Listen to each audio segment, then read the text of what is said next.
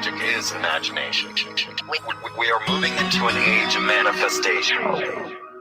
Things become actually less material, more ethereal.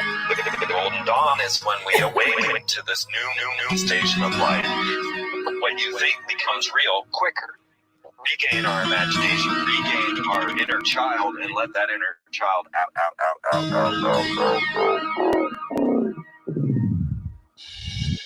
My name is Frank Castle, founding member of the music group Heist and New York City Neo Shaman. After a serious injury sidelined my career in 2013, I decided to set out on an adventure to search for myself with the help of the plant medicine Ayahuasca. What I discovered waiting for me was something I could have never prepared for. It was time for me to become something more, someone more. It was time I became fearless.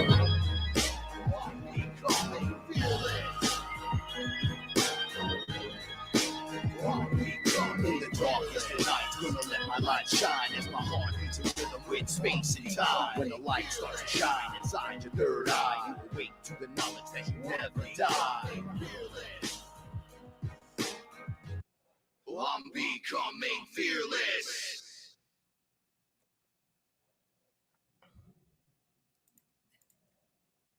What is up, everyone? It's your main man here, Frank Castle, your sorcerer supreme, right here each and every Saturday night on Fearless.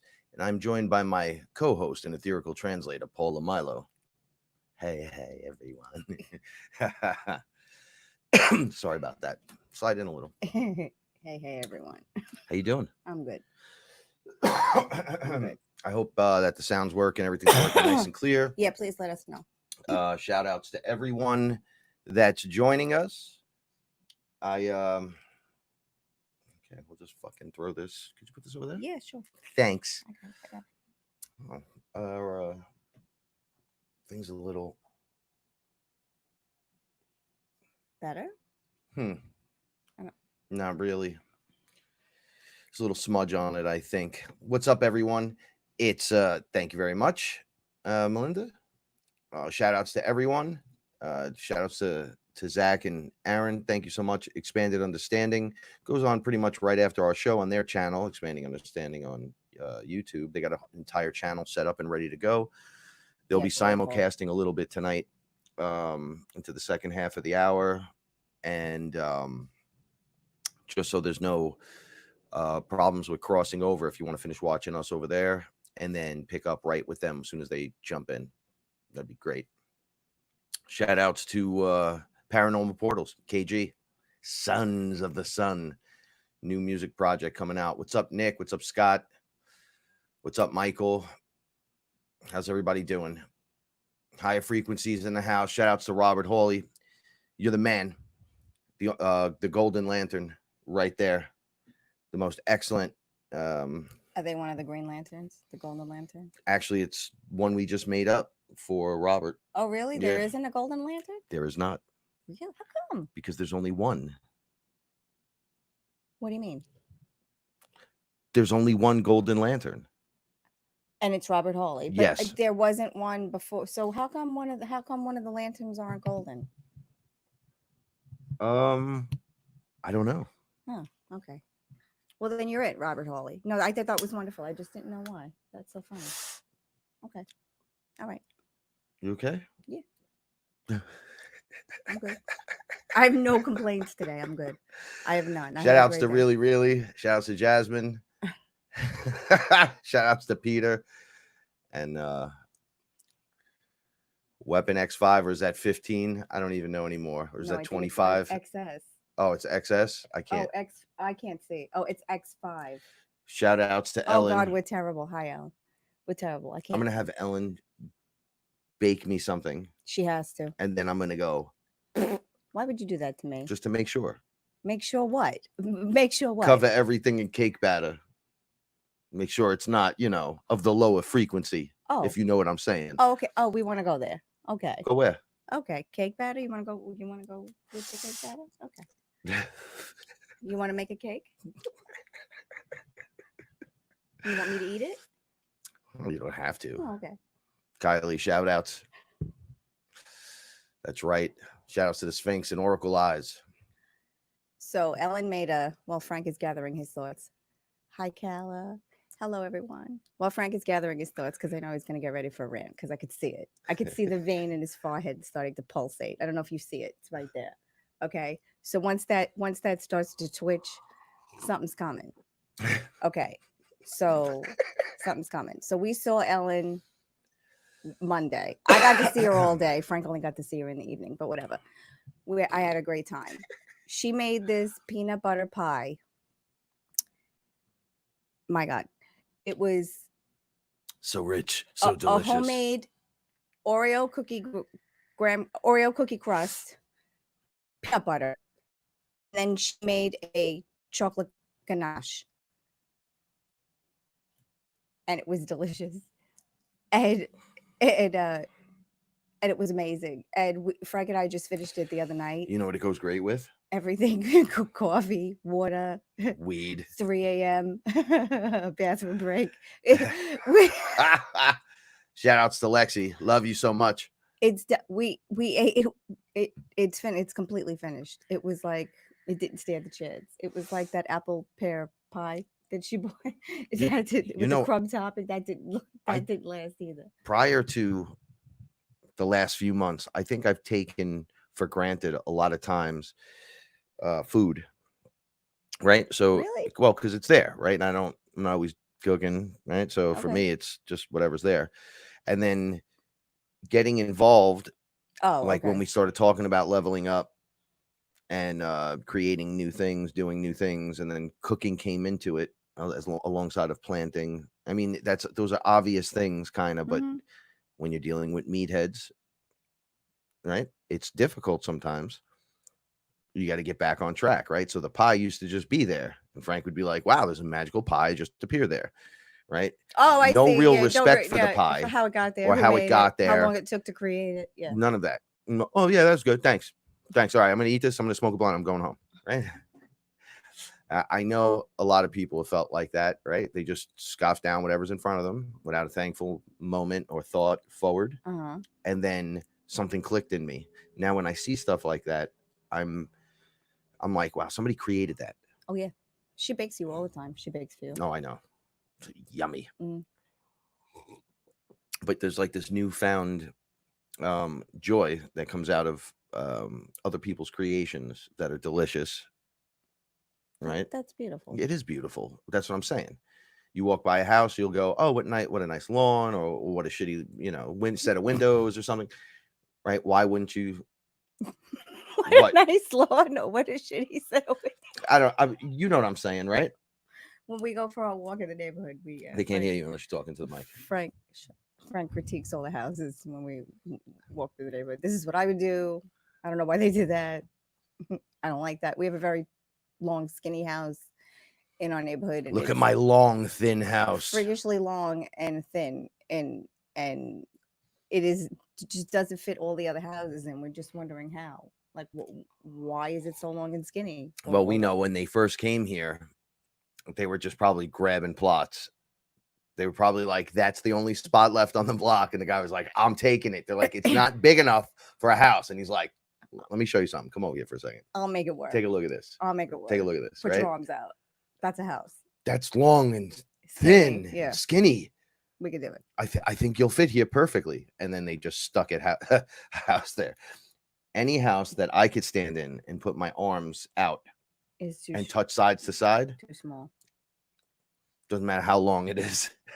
You're not touching the walls. Okay, this is ridiculous. Let's talk about something really. Sorry about all that. I had to warm up into a spot this evening. Because his I don't know if you could see it. I can see it. The nerve in your forehead is twitching. I can see it. I don't know what's gonna go down. The nerve from my forehead is coming from a few things. One, I'm getting a headache looking at myself because I'm blurry. Yeah, but you look beautiful. You're all nice and tan. No, I know, but they can't see that because we're on an HD camera that's not HDing right now. And then someone's been putting cat food out in front of my house to feed my cats. You listen. You can give your opposite side of the coin after I'm done.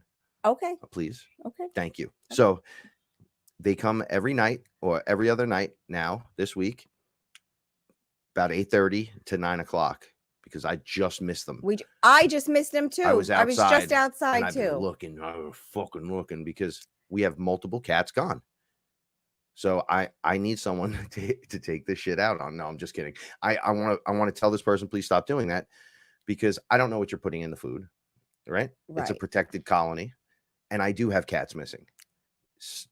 Respect it, right? So I went outside, and now there's wet food out there, and the first thing they teach you in TNR trapping and training, right? Right. If you're leaving out food for more than 20 minutes, you're doing it wrong. Right. Okay, so you're leaving wet food out in front of my house. Right. All night long. Wait, we have raccoons, we have possums, yeah, we have skunks. We have skunks that transform like Voltron, right? So skunk babies. Yeah. I think, see, now Frank has a different theory, because they took a lot of cats between 2019 and the first half of 2020. We're missing 5 cats. And it's a long story, and everyone been with knows us, the story. We're not going to get into it, but we're curious as to what is happening. Are they being killed? Is someone taking them?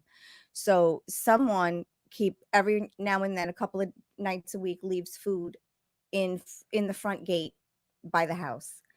And I think it's just a good Samaritan, a good person who sees all the cats and just is trying to contribute and help.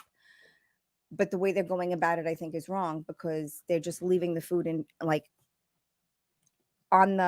basically on the sidewalk in front of the house. And that's a little better. Frank is a little worried that they're using the food to lure the cats. And, this just happened right before the show, and that's where the veins started pumping in his forehead. But that's not it. That's not only it. We have rants ahead of us.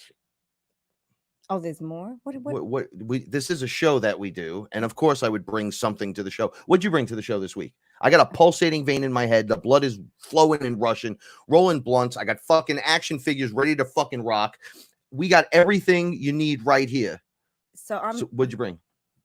What'd you bring? Awesomeness. I'm right here. Okay, so you did bring something. I always bring something. Okay, so then I expect awesomeness all the time, right? Just like you should be there. expecting a good show from me. I do get a good show from you. That's later.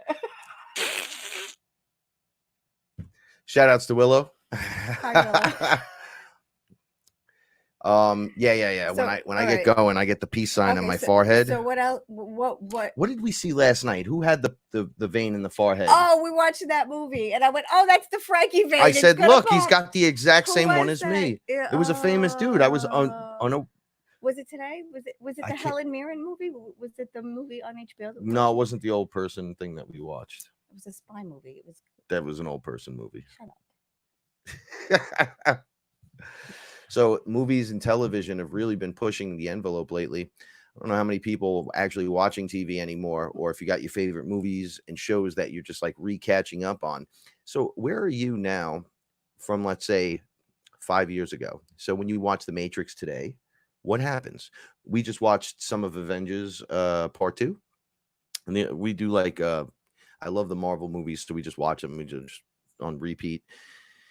And once again, in all the movies, they're presenting to you the AI, how it works, how it comes to life, how aliens are there, how the technology's there, how holographic technology is there, how the suits that make you invisible are there, et cetera, with the technology, how they can heal you in pods. We were just watching them build vision.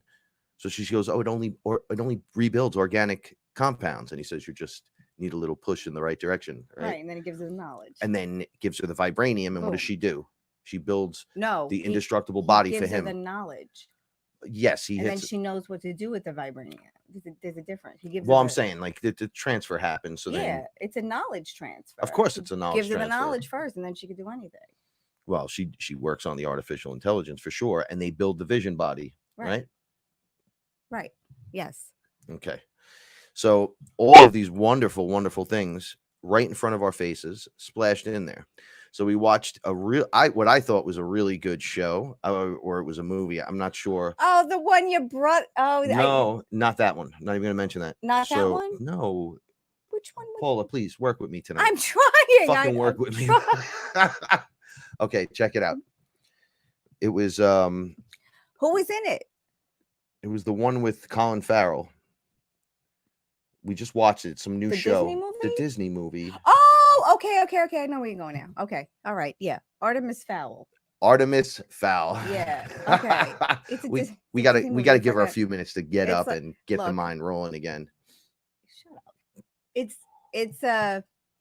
a Disney movie. It's like Harry Potter, but it's in Scotland, and his father is a master thief, I think, and he's working with all of the magical fairies and other elements in the land to basically save the universe. So again, it's basically everything they're telling you is true. So there's a stone.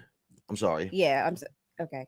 No, I just want to. No, okay. There's a stone, and that stone goes in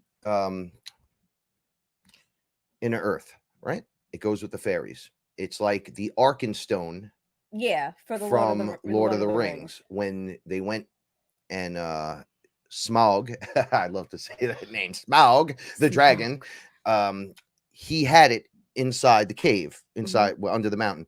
So that stone proves that you are king of under the mountain, and it has a whole bunch of other magical properties to it, right? It allows the land to become rich again, and Right, and I think it's knowledge too. Like, so of course, basically in there's knowledge. well, isn't everything it? is that. Right. So that they have a what is their stone called? I forgot the name, but it's close to the Arkenstone. It's like an Oculus. It's the same thing. It holds knowledge, and or even the Tesseract from Marvel. It's the same thing. It's Yeah, the exact same concept. thing. So someone has to hide it so that it doesn't get in the wrong hands and keep it safe, and that's basically what they do.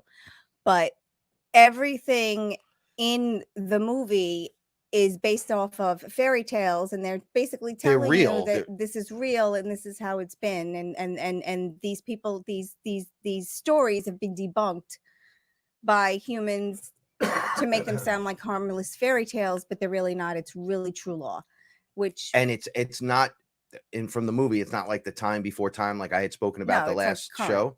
It's currently happening now. It's never not been now to them. And they made a deal to go in the earth. And there's always a fight for technology, basically. So, yeah, and they're all, for the magic that they use, they're all using tech, right? So the fairies are using like wings, like you put them on and you fly with them. They look like elves, though. My encounters with the few beings from inner earth has been a girl a few times. She looks bright white. She wears all white. Oh, a woman, long white hair. Yeah. She honestly, you know who she looks like? She looks like Legolas if she was a girl. If he was a girl, right? So just picture that hair, white, a girl's face on Legolas's body. Yeah, I know. With the ears, she has pointy ears, just like in the movie. I was like, that's exactly what she looks like. They weren't white and pasty in the movie. They looked just like humans. They just had, and they were a little shorter. That's all. And they made the deal to keep it quiet. They had holographic technology that wouldn't allow you to see the entrances. Right. They had every kind of tech and magic-based thing, so the girl could touch you and heal you. But she was also a cop, like a cop fairy, to make sure no one gets out. And if you do, you have to have permission. If you don't have permission, they fucking roll on you hard, right? They bring a time displacement thing, right? So they launch it at you in the area that you're in. So if a fairy is in public, right? So let's say a fairy came to my house. They launch this thing and it hits over your home. You ready for this? Creates a dome, right? So you can't call out. No one calls in. No one knows what's going on. It completely slows time on one side of the dome or the other, right? So what they do was they freeze can come time in and do the work. And then it's like it never happened. It's like Men in Black when they zap you. Once again, Men in Black, another version of dudes showing you this. Anyway, so they launch this thing and they freeze time for everyone, and then have to fight this little kid on his parents' property, which has been in the law, right? LORE of both. The humans, him as a thief. The family was a bunch of thieves, but they were rich. And the fairies, and then the fairies, and it was in Ireland. And it was an understanding that they had forever. Yes. So, But they were really it's a very one human was really working with them quietly, and then got blamed as the thief. well, the That's it. I don't counterpart got wanna- blamed. Yeah, same thing. So It's it was really the human and the inner earth being working together. Very Right. interesting. They had all kinds of other characters in it, which I thought was fascinating. We watched Maleficent. Maleficent. Oh yeah. Okay, that's another one where they're showing you the Fae. That's like the crazier version. Ra, shout outs to Ra, I have Ra on TFR. He talks about them. When he talks about them, I'm like, man, that sounds like the ones that from there. And I've never run into those. I've run into in the same movie. There was the woodland creatures that came into the wedding. Okay. There was like those 3 fairy ladies. All right.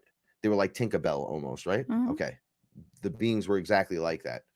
They looked humanoid, and they were made of pure energy, but one was pink, one was blue. And they would light up as they talked, and they had the little sprinkles around them. And I know that sounds funny as hell, but that's what they looked like, right? And it was like when they were communicating, it lit up. I gotta do it on the side. It was like, and it flashed, and you would understand what they're saying. And I'm like, oh, okay, cool.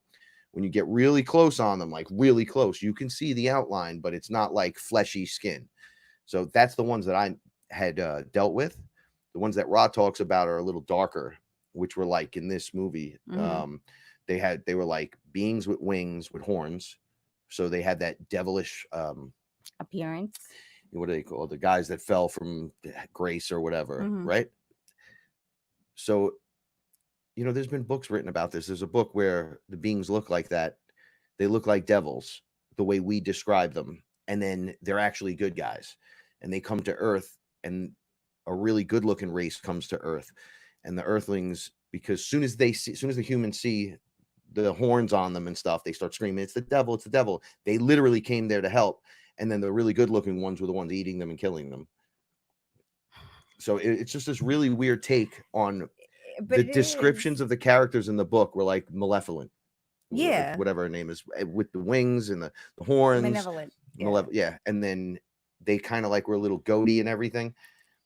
Interesting character representations, but also what we talked about, the time of Pangea, or the time before this, when everything was connected. Shouts to really, really, thank you so much. Oh, thank you. That was I very appreciate sweet. you, and I love you very much. Thank you, fearless. Thank fearless, woman. I love everyone. Yeah, so your awareness levels now compared to what they were, let's say, when you started this process, or let's say after listening to or being part of your last experience of whatever kind, are you beginning to see the difference now? Do you see what they mean? I fell asleep in the movies watching The Matrix twice. Fell asleep. Hated it. It came out on video a year later or something. I smoked weed and watched it, and I lost my mind. I said, why was it not this interesting then as it is now? Wrong place, wrong time. I didn't even understand it. I was Wrong like, this place, movie wrong fucking sucks. It's like when I That's read how retarded I was. It's like Ooh, when I did I say read that? I did. Esther Hicks, Abraham. Right. I read it. I got it. Something resonated, but it didn't make sense yet. And then I got a hold of The Secret. And then through The Secret, I was able to revisit and then really understand Abraham. But it wasn't until The Secret came in that I was able to do that. And it was weird because I was ready, but I wasn't ready. So you've had moments like that throughout your life. Yeah, and then the progression and then the pullback. Right. You know, so you revisit something that you've already dealt with and didn't get. I don't think for me if I didn't.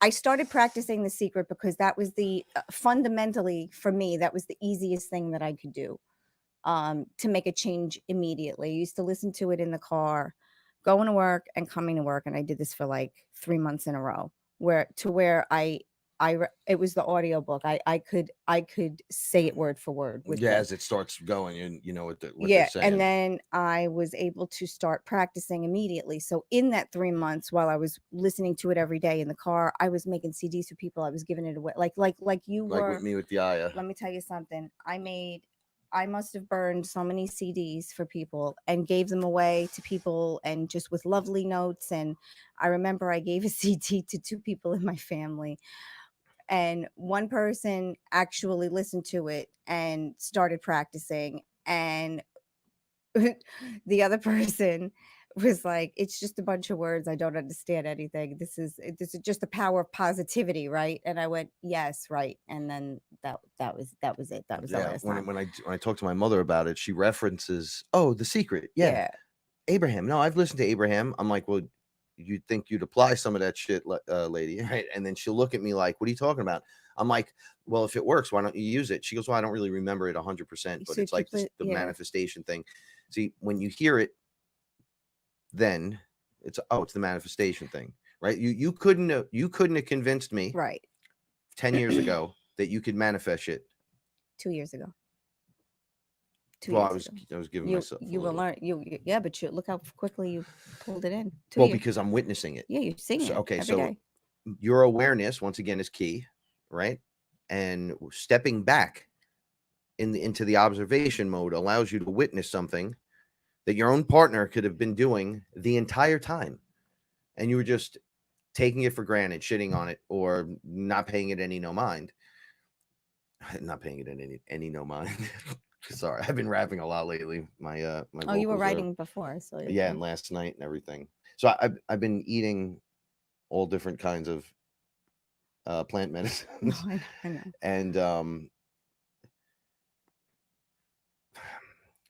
we all go through these moments where we have to like back out and Oh yeah, relook at yeah, everything yeah, again. yes, all the time. So it's like a constant. Josh talks Yeah, about pull this. yourself back and rein that Are you shit panned in or panned out? Right. So when Yeah. you go, well, the earth is flat, and you're like, no, it's round. And it's like, well, Josh would say to you, regardless of what his belief is. So I guess it depends on where you're looking at it from. Right. Right. So are you panned in or panned out? And they're like, what? Okay. So if you don't understand that concept, you have to get on board now, because you have to be able to pan out. If you were the dog and the cat, or the dog and the dog and the cat, you're always going to be running around on the ground. Right. Maybe you get up in the You're tree too for a close, little you have to bit. pull it back Right. The bird is watching you from like the from rooftop the roof. Mhm. and can not only watch your moves, understand them, Plot them out. plot everything out, and see not only what you guys are doing, but what the next yard and the 10 next yard. steps ahead. Right. 5D chess from that level. So you pan in and pan out, pan in and pan out. And we do this so often. So a lot with me, especially in the Fearless family, I fell off a little bit. There's been something wrong with me where I haven't been able to, I've been panning in and out so much that I don't want to have the discussion until I'm done, and then it never finishes, and I'm like, what the fuck is going on now? Because I've never gone through this. So Yeah, but you're having I think what you're going through is a little different. I mean, you're splitting time between 2 houses, and I think you are panning in and panning out. I think you're seeing it from, because we talked about this. So you're seeing your mother's life and your grandfather's life up close and personal, and then you come home and you're able to take a step back and look at it and then make suggestions, but they can't see it. well, that's not for any of them to see. They just witness the change or the Right. non-change. But they're in it. It's like panning in and panning out. Like they're in it. They can't step back and see anything with any perspective, Well, because they're in the middle of it. Okay, so that's a great way to put it. You're in the middle of it. I'm still seeing that it's the human suits keeping them, like they have more programmable blockage because they're older and their suits are not prepared. Definitely. That they have a hard time panning in and out to the situation. Where I'm in there, though, it's literally what I do, and I'll catch myself not doing it properly, and I'll be reacting, and I'll be like, what the fuck did you say to me? And I'll be like, right? Or, hey, why don't you drink some fucking water and stop having my mother tell you 50 fucking times? You're like 90 years old. I shouldn't have to tell you this. And then you're like, wait, pan out, bro, pan out. Because now just that makes them breathless. Oh, well, he just lost the love of his life. Not even a year, not even close to a year. He can't walk, can't do this, can't do that. Yeah, everything is fuck this or fuck that. And I love you. Okay, I completely understand. Hey, man, you need to just have some water. And then 5 minutes later, right? I know it sounds repetitive and annoying, but if you're aware of what you're doing, even though it comes across as like a machine would do, you have to do it for them. to get them to break something. Instead of going, what the fuck? You pan out, you understand it better, you pan back in, and you go, okay, look, here you go. Let me get that for you. Yeah. I get it. We're too busy with get me this, get me that. I want this now. Press a fucking button. They'll have it here in 2 days. Like we're too, so that translates into everything. Instant gratification. Instant fucking gratification. Okay. All right. So one of the things I did, I'm going to explain this. Maybe the listeners would like it better if I said, in our home, Paula and I, we built something. It's comparable to what 5D is talked about. It's pretty close at times. Oh, here, yeah. There's been awesome. Times in this house, it's come really close where we're sitting in it, and I'm like, this has got to be it. It's like everything is quiet except us, and we're having the best fucking time. The first 2 weeks of this, whatever, when the outbreaks, when it first started, for 2 weeks, Paul and I were locked in here and had the greatest fucking time ever. Yeah, that was the probably some of it.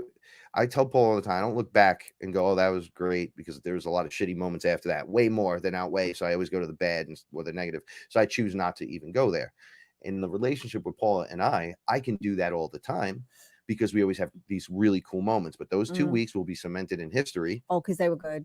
Yeah, that's when you learn. It was really when good. You really learn who you're with, because you're stuck. You know, like you have to be stuck together. And it was. Can you get along? Yeah. Do you get along?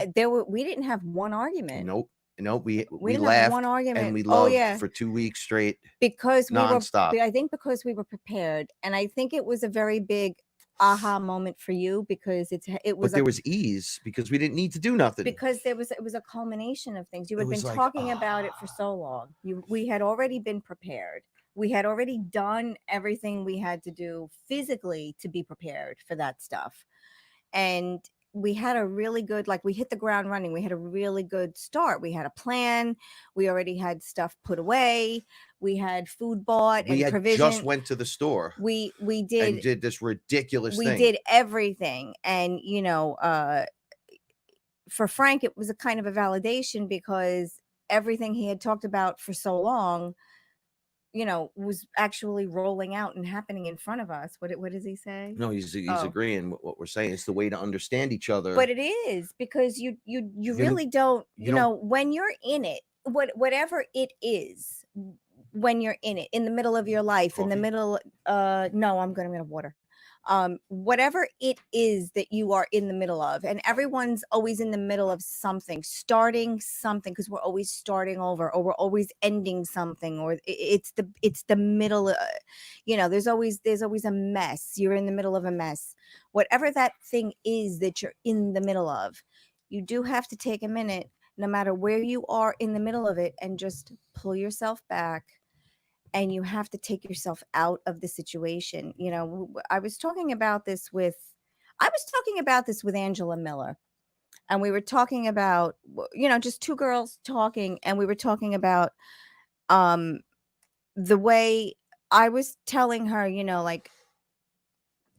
I think men and women sometimes see things differently, and I don't mean but it's meant to be that way. I don't mean to throw it out like that, but I think that women look at the situation and say, what's the best thing for this situation that I am in, or we are in, as a family, or as a unit, or anything, a group of friends, anything, and say, what is the best way to handle this situation? And maybe I shouldn't use men and women. I forgot exactly what we were talking about, but I don't want to give too much away, because it was a private conversation. But I was sharing, and I said, we have the ability to take ourselves out of the situation and look at the situation and say, what is best for the situation?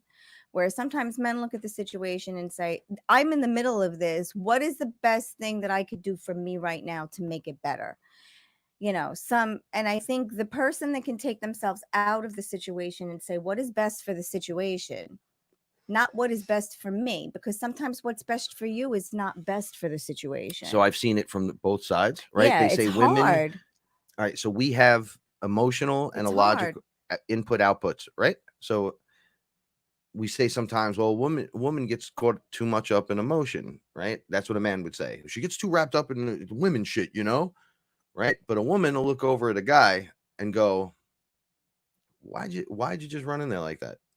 You know, if you just did this, right? And then the guy will go, well, you know, I'm doing man shit.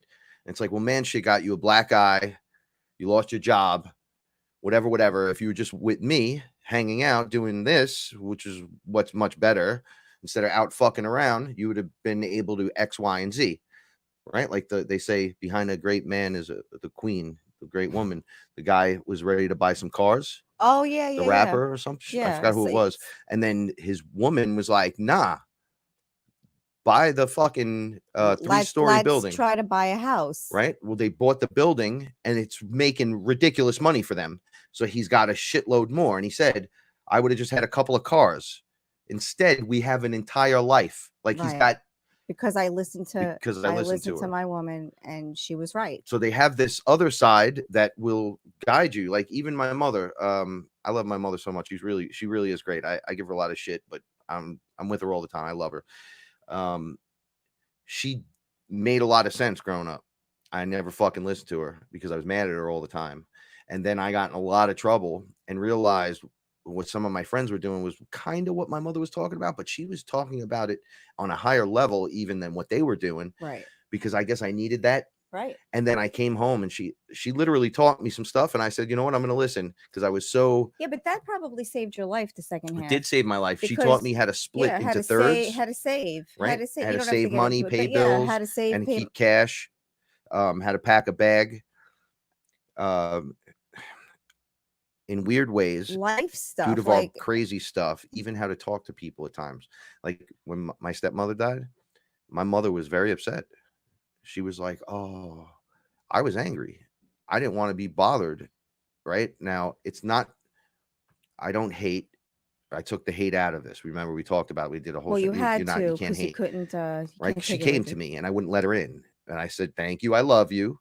But over there, just stay there. You had your time to handle this when you were alive. This doesn't make it fucking better in one shot. Oh, look, I'm here now. It makes it all better. No. But my mother was like, oh, that really fucking sucks. You need to talk to your dad. She knew exactly what my dad did to me. Right. It was pretty fucked up. But she was like, but nobody died. Right. So you should talk to your dad. Right. And I'm like, she's right. Remember, I told you, my father and I, we don't talk, but we. Now you're communicating. We communicate in a good way. It's always positive. He apologized to me multiple times in writing. This guy never wrote shit in his fucking life. He wrote me 2 giant letters, right? So it's like, how many times am I going to make him bow before me with apology before right. That's not fair. It's not fair at all. We're fearless here. Fair. Yeah. I can't be like, oh, I fucking hate my dad, and then come here and tell you about meditation. No, and we talk about that too, because it's not fair to you. It's not fair to me. It's not fair. And if Frank and I talk about this all the time. If we're going to be public and talk about the shit that goes on in this house and in our lives, then we have to be honest all the way around. You have to tell the good stories. You have to tell the bad stories. And your mom was right. She's absolutely right. Once again, a woman showing you. And she's a real woman because she has no loyalty to that woman at all. She doesn't need to do nothing for none of them. But it was the right thing to do. And she just does the right thing. Oh, she does this all the time. It's not just with him. Right. She does this all the time. You do it as well. Yeah, you got to do. My sister too. My sister, look. Though we're cut from the same cloth, we're rough around edges more because of the different age brackets and the different human suits we're wearing. My sister's husband what he put her through with my nephew Alex. Holy fuck! What this man put her through, and my sister never had a bad thing to say about him to my nephew. Never would say a bad thing. Made sure that she bought his father a Christmas gift. She bought the wife a Christmas gift. My mother used to buy Father's Day cards in advance. Yeah, so we would never not have them because she didn't want us to be pieces of shit. But my sister did That's the same how she used to say it. And my sister said, my nephew's going to be 21 years old next month. And she never said a bad word because she said he already knows. See, some people are already panning in and panning out. So, and you know, not having the issue with it. it's not going to come from me. It's not going to come from me. I'm not going to badmouth him. What he did was wrong. Yes, absolutely. But I have to teach him the right way to be. I have to teach him. He knows. He'll see for himself. But I have to be respectful. And I was like, you're you a got to good woman. see me do this. But I do it too. Like with his mother. I love Frank's, like we tease and we joke, but we just break Diane's Frank's chops. mother is my She's the mother. best. I love her. Like I was there today. I went to Home Depot at 7:45 this morning. I had to get out, and she wanted the tiki torches, the citronella torches for you. So I was in Home Depot and I picked them up, and then I said, let me just drop them off at the house because we're not going to see her till tomorrow for a little while. Happy Father's Day. Happy Father's Day to everyone. Marshall, Brian, especially you. Happy Father's Day. And Andrew Sly. Happy Father's Day. So I dropped them off and she was so happy. I had coffee. I stood for a couple of hours and then I was like, I got to go home. You know, because it got hot. I got to go home. I got, you know, stuff to do here. And then me and Frank hung out in the yard all day. It was great. And, you know, I mean, but even that, it's like she gets a pass, you know, she doesn't mean it. Does she, you know, she gets a pass. And you know, she can you gotta easily let like, things go. Fuck you. Oh, yeah. At any time, because the old versions, right, by not panning in and out and getting an understanding of what's happening, you can easily say, my fucking life is way harder than yours. Get the fuck out of here. Right. But right? It's not a content. And I don't want to hear your drama and your shit. I got my fucking own. And it's like, right. Whoa. Right. 4 kids, 9 grandchildren. I get it. I get it. I don't want to fucking hear from you because all you do is talk about was what's on the fucking news, and your talking points are everything that's frightening to everyone in this world. So you're and then you bounce it off. Like, so we could just go at this all day. Yeah. I don't want to go at you all day. Right. I don't want to go at anyone all day. Just stop. Love me. That's what I like. Just stop. When I look at the sun first thing in the morning, no matter how cranky I am, I'll even do it like I do it in the morning when I'm cranky, because I'll try to look right up at the sun. Hey, son, it's me, son. Feed me, just love me, just hug me. But that's right. It. And then I never get burnt in the sun. Like, I don't get a sunburn. I get the color, but I don't get burnt. I haven't put nothing on. Nothing, not even coconut oil. No, I know. Usually you're smothering up by now, but you're good. I think it's the detox. I really it's do. Everything. See, it once again, just the way the Joker beat Batman, and it's in every product. We reverse the process, and we do all the things we need to do that are good for us and enjoy it. And take those moments. Like, we don't do the foot baths and go, fucking foot baths. We go, hey, foot baths. If you're not going to be happy about it, don't do it. Get this shit out of my body. You already poisoned it. Yeah. Right? Get it out. Peter, 4 kids, 9 grandchildren there. Okay. And what do you have to do? Happy Father's Day. You have to be diplomatic, because you can't say everything that you really want to say, because a lot of it's not your place to say. You could one kid you'll say something in front of, you can't and he'll say be it like, all. yeah, Pop. And the other one will be like, fucking Pop's nuts. And then the other one will be like, oh, I can't listen to him, he's crazy. And the other one will be like, oh, he wants to fight, right? Like, each one has a different temperament. Look, so you can't just you gotta pick and choose. Right? You gotta pick and choose. I love it. She gets a pass. The only way I'm finding out how to deal with this, and this is the topic for tonight, your reaction to everything. And I'm going to get into it because you got to put it in its place. You got to put it in its place. Like when Fred comes home and he's like, oh, my mother. Once it's talked about, it's done. What are you going to do? It's your mother. So what are you going to do? She's not changing. I don't know if I said this before, but this is the comparison instead of panning in and out. Oh, okay. Okay. Is also like dealing with each individual person. Like when I go to my house over there, they're not all ayahuasca. Like I can't just ramble certain ways. No, they don't want to hear it. They don't want to hear that shit. They don't want to hear it. Right. So it's like stepping from 5D from the experience here, where you're just like, it's very heavenly to me. Yeah. And I think it, Paula, at times a lot. Oh, yeah. A lot of times. Like a utopia. And I'll say, I fucking hate this fucking place. It's too fucking small. Just kidding. Love it. I'm sorry. I didn't mean that, because I've never had a good time like this in any other place. Yeah. Regardless of the wars that have gone on here. Yeah. But in the end, we win. So is it a war? No, it's an automatic win for me. It's a victory. Why? I never had it, always wanted it.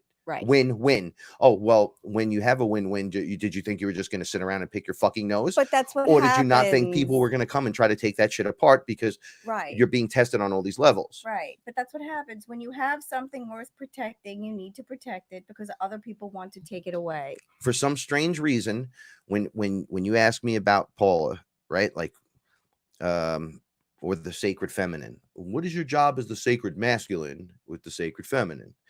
It's very simple.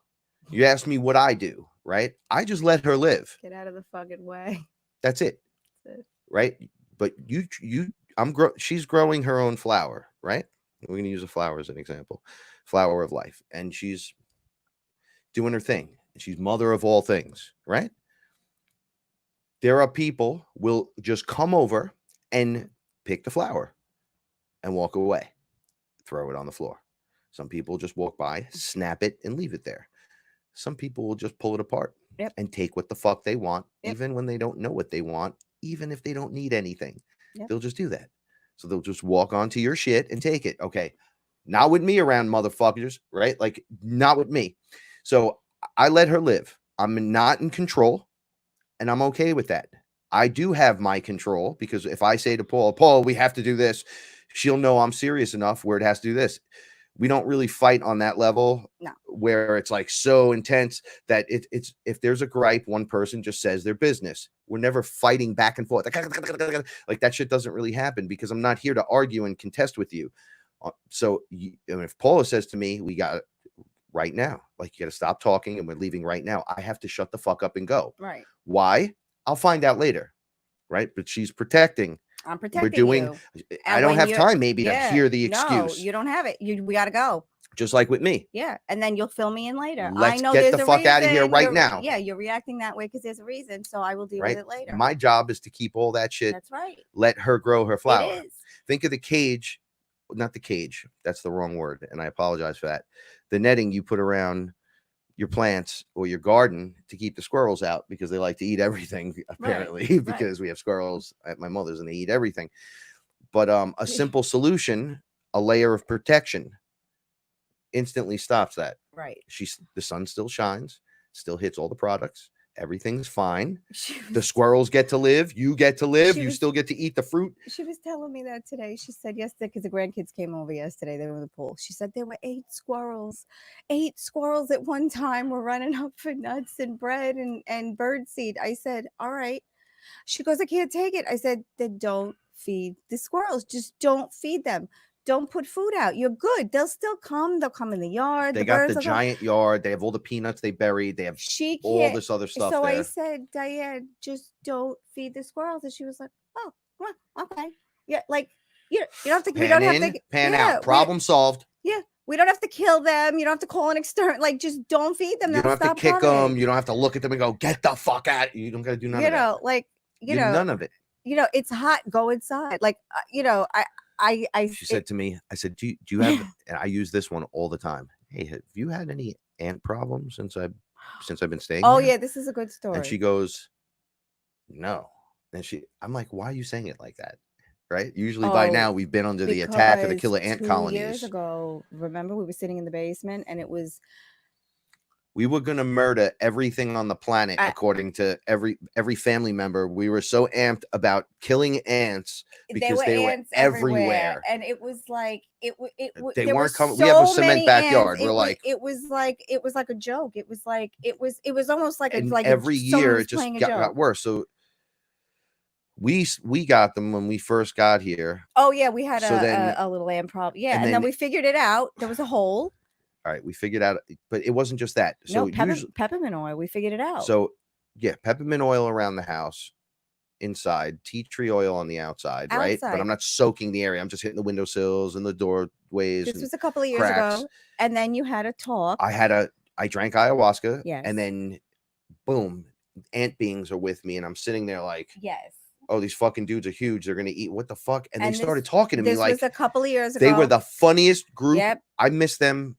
When I think of beings that I've physically sat with, I have in my pocket, and touching them, like I they let me touch them. I knew them though. I didn't know them at first. I was completely fucking shocked. and they were like partying with me. We sat at a table. They were going, and Yeah, this I is had like- my arm around one of them, and I was grabbing the antler. He had antlers or FearLess. antennas, Antenna, whatever. they're And I called. was going just to see what would happen. And then they were eating and covering their mouth. And I was like, why are you covering your mouth? And they were like, well, it would probably frighten you to see our teeth and all that shit. And I'm like, you don't have to cover your fucking mouth with me unless you're being a piggy, then don't be a piggy, right? And it just took its hand away, and it was fucking teeth inside. It was like teeth. There was grabbers, teeth, and then teeth inside. Just Yeah, it's a lot. and I was like, yo, that's crazy. This is awesome. I was like, come over here. I was like, I put up like my baseball cap on one of their heads just Right. to see. This was like They had giant heads. 2017. You did this. Giant this was fucking a heads. while And I ago. was like, my hat doesn't fit your big fucking head. Right. And then they were laughing, and I'm like, look, I don't want to fight with ants right. in my house. And they were like, yeah, we noticed that. All right. I'm like, oh, Because we don't want to kill them. Yeah. so I got to talk to you. They're like, look, when you go murdering things and you go get on a hate rampage, everything connected to that thing's DNA feels the effects of this, right? Because you're threatening everything connected to its DNA. So You're you step on threatening the it. ants on purpose, Right. not by accident, on purpose. You go to the ant hill and you're like, murder, death, kill. With that all in mind, okay, they all get that echo because you're Right. It's powerful. a ripple. You're the one putting the output out. They don't know what the fuck is happening. They're just getting stomped to death. Yeah, and you're coming at But them with the hatred. They don't understand why. It's the hate that goes boom, boom, boom, boom, Yeah. boom, boom, boom, It's and the the kill, ripple. kill, kill, kill. Yeah. Things you get their attention. You know, everyone has an ancestor. You know, when I was an insect, or I was a rabbit, or I was the wolf, or I was the snake, or I was whatever. Were you hungry like the wolf? I was still there In the watching words, that. In the words of Duran Duran. Yeah, you hungry? hungry like the wolf. Right. So I was still very aware what was like Frank, or the higher self, wasn't a snake. It was me. It looked just like me in the etheric. And then I was in control of the being that I was having the experience in. So if you were stomping that being, I was very aware that you were doing that because you're Right. murdering me. But I'm Over and watching over you. again. You think no one's watching, but I'm watching you, and others are watching. So ripples in the DNA. I think everything's always watching all. We're the just time. staring right at you. They're all Yeah. just fucking looking. Yeah. So go ahead. All Bring the it- bring it time. up to now. So you had this relationship. So then the with them. ants were like, yo, man, we're not doing that to you on purpose. You know that, right? Like we need to eat, and we follow a scent and da. So Yeah. Paula and I came up with a complete disruptive thing with non-killing them. Just science did. See Right, if it will so- work. We talked to them. I literally said, don't come in the house and I won't kill you. If you come in the house, I'm gonna fucking kill you. That's how it started, right? But if you don't come in, I'm gonna feed you, because we had cat food. There's just food, Yeah, we would put dry cat food. bread. Yeah. There's shit. Yeah, We you just can have whatever you throw want. cookies like that. We just throw everything. Yeah, the crackers. But we and throw it chip- towards like the back of the yard. We don't make a big mess. Yeah. We just here. flick. Here's your donation. Here's your. We haven't had a fucking ant in this house. know. I don't even I know. know. It's been I know. years, I know. right? So then It's weird. my mother and them were going nuts at the house. When Oh I was yeah, staying that was there, bad. I was like eating all kinds of fucking mushrooms, hanging out, and the ants were like, yo, She's killing your us. fucking family's a bunch of murderers, right? So I'm like, I'll take care of it. She's killing us. Get out of the house, though. Yeah, you got to get out of the house. You got to not do what you're doing here. Right. And they're like, well, your brother this and your mother that. And I'm like, you're in their home. We have cement everywhere. Where are you even coming from? They were coming from the yard next door that we just fixed. So I went outside and said, please don't come in the house, right? Did my sage. I had a moment out by the garden, smoking a blunt, tripping on mushrooms. I know people are like, well, I don't trip on mushrooms. Or you don't have to. Yeah. I do it so I can enhance myself, Yeah, I don't. I just visually I see don't. it, and I be don't. part of it. I just ask. Hey. Paula doesn't have to, though. You don't have to, though. Like you get I don't know. you get better results than I direct do. connect. No, not better results. You kind of do. You're More practical results. I think more yes and no, practical because I'm watching. day-to-day stuff. So Or maybe I was just really fucked up. So it's I like think I all just those believe it layers and easier than you levels. do. Like I was just you gonna know, say like, I your hear it faith once and meter it's is like a oh, little okay, that's stronger. what I'll do. And you're like, you gotta see it, hear it. And I break it down and I Yeah. start going, "Brr, is this even worthy or worth it?" I'm like, okay. See the guy and the girl won't thing to say bring no. it back. We're all looking from these different perspectives, different angles, panning in and out, but nobody's fucking listening because you're hearing, but you're not listening. You're not listening. Right? You just hear some shit. Well, you don't believe it, and that's fine. You don't believe it, but then you know you never science it. You never know. Science it, if you don't try it, you don't know. So we did, and we didn't have an aunt. So he did the same thing at his mom's house, and it worked because there were no ants.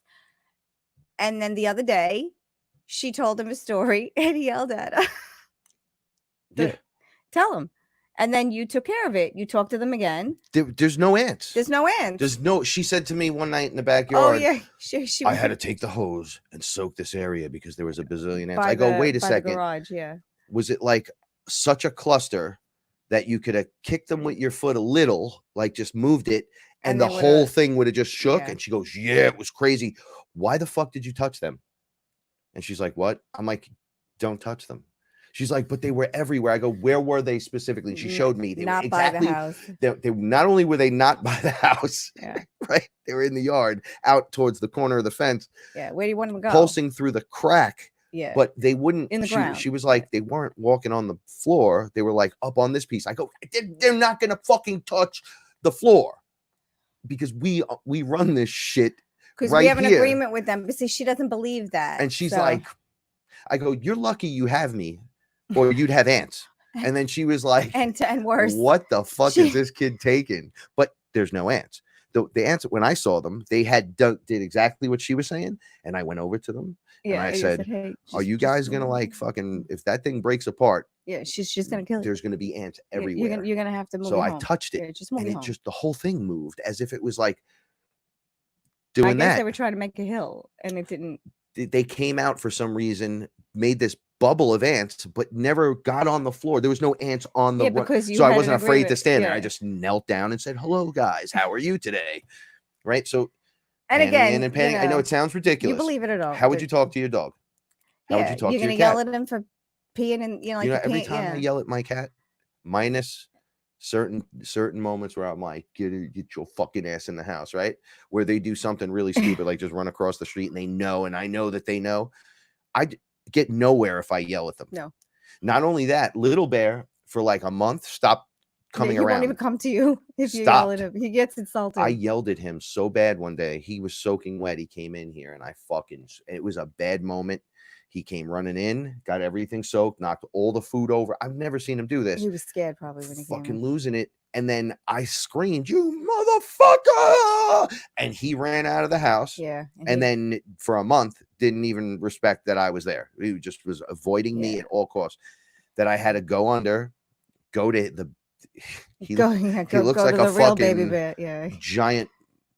He looks like a werewolf. He's like a panther with like a Werewolf. bear's head. Yeah, it's I scary. can't explain. It's He- fucked up. He looking. looks like what?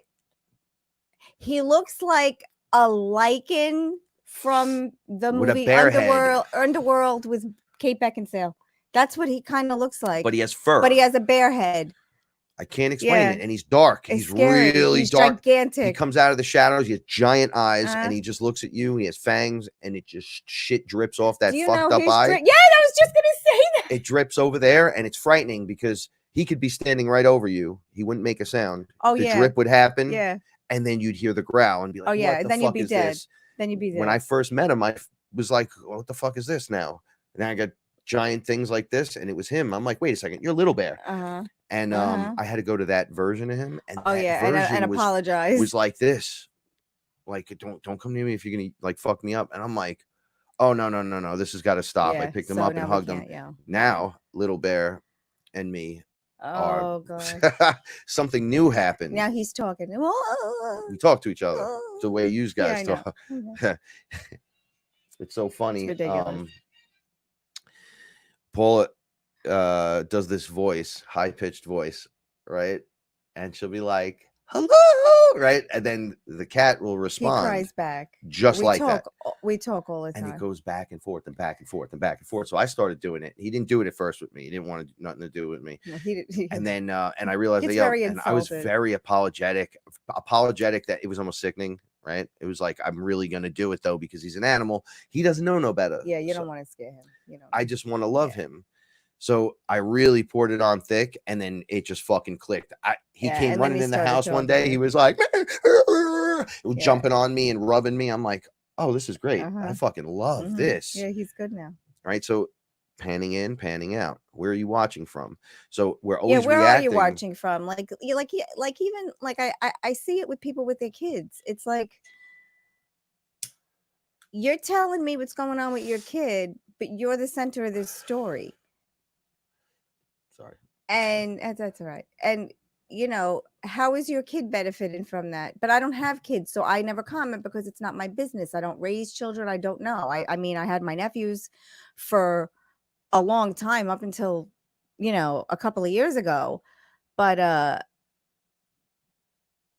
you don't tell people what to do with their kids. You don't, you know, because I don't know if we're right. You know, it's easy here. It's just us. We're two grown people. We have cats. You know, we spoil as much as we want to spoil. Like Ellen comes in, she's like, oh my God, you guys are ridiculous. Like, you really are ridiculous. And I said, I know, I can't help it. I'm growing grass in a pot for Luna. Because Luna she's afraid to go outside. She's afraid to go outside. So when she does, she eats the grass. She goes, no, she runs, she touches the grass with a paw.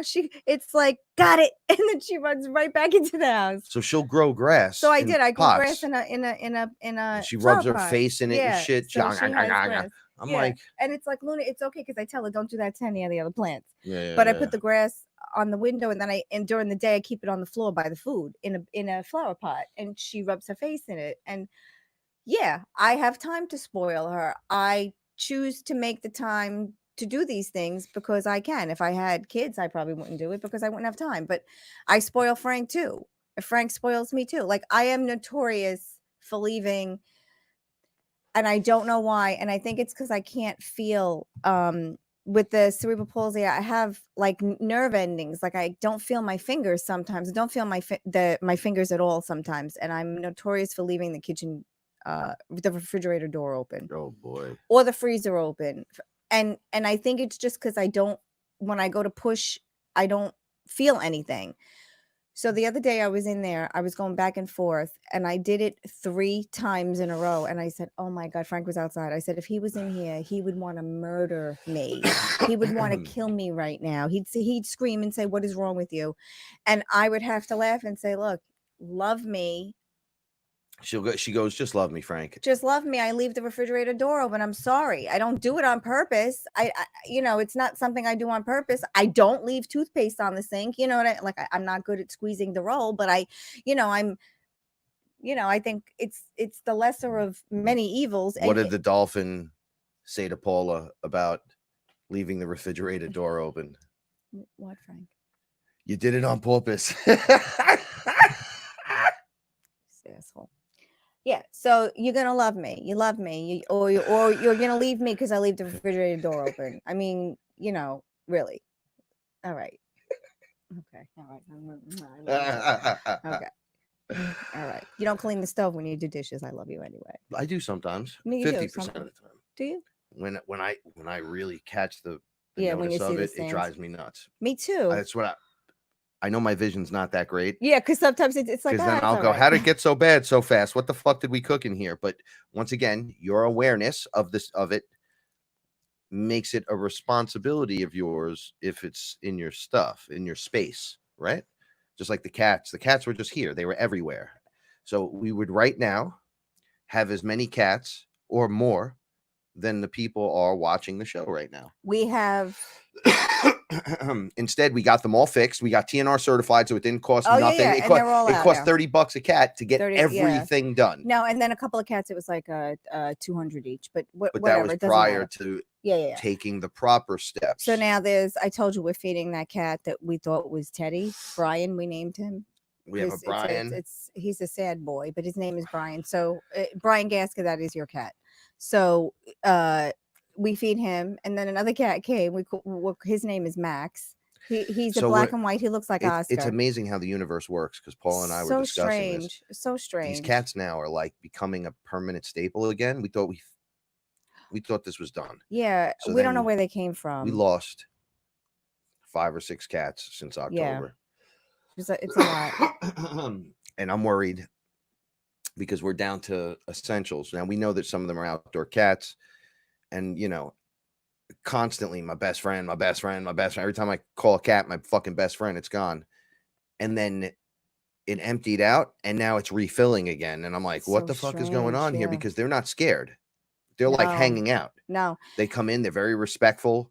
No, they don't come in. We feed them out. Well, no, to the kitchen Brian window. comes in. Yeah, and then he came. Brian comes in. Bucky comes in. Oh yeah, we feed them. Yeah, okay. I haven't seen him today though. I didn't see Bucky. Anyway, they're Excuse me. And it was funny too, because yesterday, because you said this is the what happens tonight? So it's the solstice at midnight. Yeah, and 5 planets in retrograde. That's right, and something else. I don't know if it's early in the morning tonight or during the day tomorrow. Yeah. But on the other side of somewhere is the eclipse. Oh yeah, yeah. We were saying I should close all the windows and shades and just go under the bed and just stay there until this year is like Tuesday. Once again, so if you had a bunch of guys planning, let's pan out, right? Let's not sit up on top of it because our ideals and belief system sits too close to us, right? So we jump back out. Let's just say people knew this shit was coming, right? Because it's pretty obvious now that it's here. All the people that know this stuff are like, hey, you didn't know? And it's like, well, where the fuck were you when the conspiracies were flying left and right that this shit doesn't even fucking exist? Yeah. Okay. Where the fuck were you? Okay, where were the astrologers and the astrologies and the card readers and all the fucking people going, yo, you realize in 2020, we're going to get slammed with an entire year's worth of shit. Anyone? Wait. A lot of people knew something was going to happen, but they didn't know what. I told you a lot of people. You didn't have to know it was the virus and stuff. You could just say. What about that lady that predicted all that stuff about Trump in like 2016, 2017 that came to happen in 2019? How about the book in 1800s called Baron Trump and His Adventures that predicts everything that's happening right now? Everything. And then there's a part 2 to the book that was written in the 1800s. Look, I don't find that expands on that. And guess where they go through? They go through portals. He goes searching the world for the portal systems, and he finds them. They're all and he goes on adventures through them. Well, we are too when it happens. So, how many cats do we have? Like 11? No, well, it's less than that. I don't know. Let's not put a number on it. Well, someone's asking. Oh, because it's just the colony. No, it's like 9. I think it's 9, not counting the 3 new ones, because I don't know if we're going to start to count them yet. No, just it's about 9. I think it's like who are you caring for? That's how I look at it. Oh yeah, they're about 9. Because I go and sit outside. Max and Brian and them sit outside. Oh yeah, we were outside today. Sugar Pop. They were. That's another one. But they've been doing these cats lived in fear. They've been doing this formation thing. I don't know if you realized it the last couple of days. That's why something. It looks like they're making this sick design around us. That's what I was trying to say. It's like these cats these new cats, and they're all males. So I don't know if it's like male, that male energy. Male energy. Something's happening with male energy because they're all males and they're all they're not neutered. And everyone here is neutered and spayed. If that's there's nothing here for them. No, but I don't Except know food, if they sent them because it's an earthly thing that they're going to fight. Like we're in it right now. Yeah, but I think they were sent as soldiers. All right, so check it. Here to protect us from something. Yeah, all right. Totally. Check this out. Like, so and I don't. Over the last few weeks, it's weird. Male energy that's not.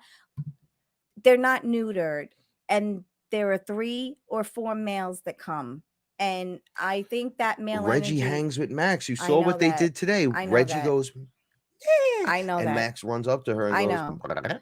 And the 2 of them smell each other's face. They get a lick, and then they hang out right in front of each other. Yeah, I think it's like they're soldiers, and it's so funny too because the cat that we were originally I know what they see. I've seen through their eyes, and they see the 5D perspective. Yeah. So that's why they're always like, which makes me tend to believe they know who's running the avatars, which is why Squeak came back as Reggie. That whole pack of cats came out. That one cat that we could not fucking name for months, which is Reggie, right? Yeah. Looked at me. She picked her own name. Stood up. This was a kitten. And dissed her mother and everyone there and ran at me. Right. Like, and then sat right on my foot. Right. And was just looking like up at I me. recognize you. And I went, what the fuck is going on? Yeah, I'm jumping up and down in front of you. You remember me. And then everything this cat did, I'm like, yo, that's Squeak. That's Squeak does that shit. Yeah. And then it was like healthy Squeak though, right? Amount of love coming out of this animal is sickening in the best way, right? You're like, wow. And there it is. It's right in front of you. Look, it's me. I got the same silly, dumb face. Right? We do the same thing. I stare at you the same way. I do the same thing when I lay on you. I enjoy the same way of being pet. I knew the place, so she showed up and we let her in. Remember, she knew the house. Yeah. I'm like, how does this cat? All the other cats were like everything. Yeah. And she was just running around. She was like, it's like I'm back. Yep. So I go under, and it's like, the name is Kadu, right? Kadu, D-U-E, like French. The greatest mantra. So when I see him on the other side, right, it's a giant gray cat man. Who, He's Reggie? not giant. No, Squeak. Yeah, Reggie. Is a man cat, a cat man. Okay. That's like as tall as you, but pretty thin, right? Gray with the black stripes, just like Squeak. So when I see that being Kadu, I run up and go, Squeak, and he always goes, he what doesn't the like fuck, it. Yeah, bro? he doesn't and like I go, the name. you're my Squeak, Kadu. That's why she picked her name in this life. We for we 2 were days yelling names at 2 full days in a row, calling out names to her. And she finally, when I yelled out Reggie, she cried and she came running, and she wanted Reggie. I guess she hated that name Squeak really terribly. It was like, dude, enough. I'm like, well, you Squeak, and now what does she do? Is a And what does she do? She fucking sounds like a giant squeak. Yeah, right? I never saw a cat that she went. Hysterica. It's like she gets these night terrors. I call her Erica Hysterica because she gets these night terrors. She runs up to you and she goes, she's not even awake yet. One eye is still closed, and then she's just wants screaming. to hang out with you. It's like she needs a lot of she needs a lot of soothing. She's I love it. I laugh all the time. It's funny, Jasmine. It's funny. You were seeing 9 and 11 because it was 11 cats. I think it's 9 now, but now I think we're up to 11 with 2 with cats. the outdoor cats. And it's weird because the cat that I originally wanted to give Nicole was Teddy, and the reason we didn't give him to her because they were outside with cats. their outside cats, and still now it's summertime. These cats haven't been in the house. Teddy comes in to eat. He comes literally in the kitchen to eat. He smells around. He gets treats, and then he goes back out. His brother Chopper hasn't been in the house. I'm telling you right now, he's outside. Most None of them places want to on be the outside. planet, you cannot do this. What these cats do, but they're food for everyone. But here we can, and it's how it has to be. They're feral cats. They don't want to be inside. We call them our cats because we care for them, but I can't they make sleep right next to us. We name them. We got them fixed. I can't make it stay. But I can't keep you in here. Can't make it stay. I don't want to cage you.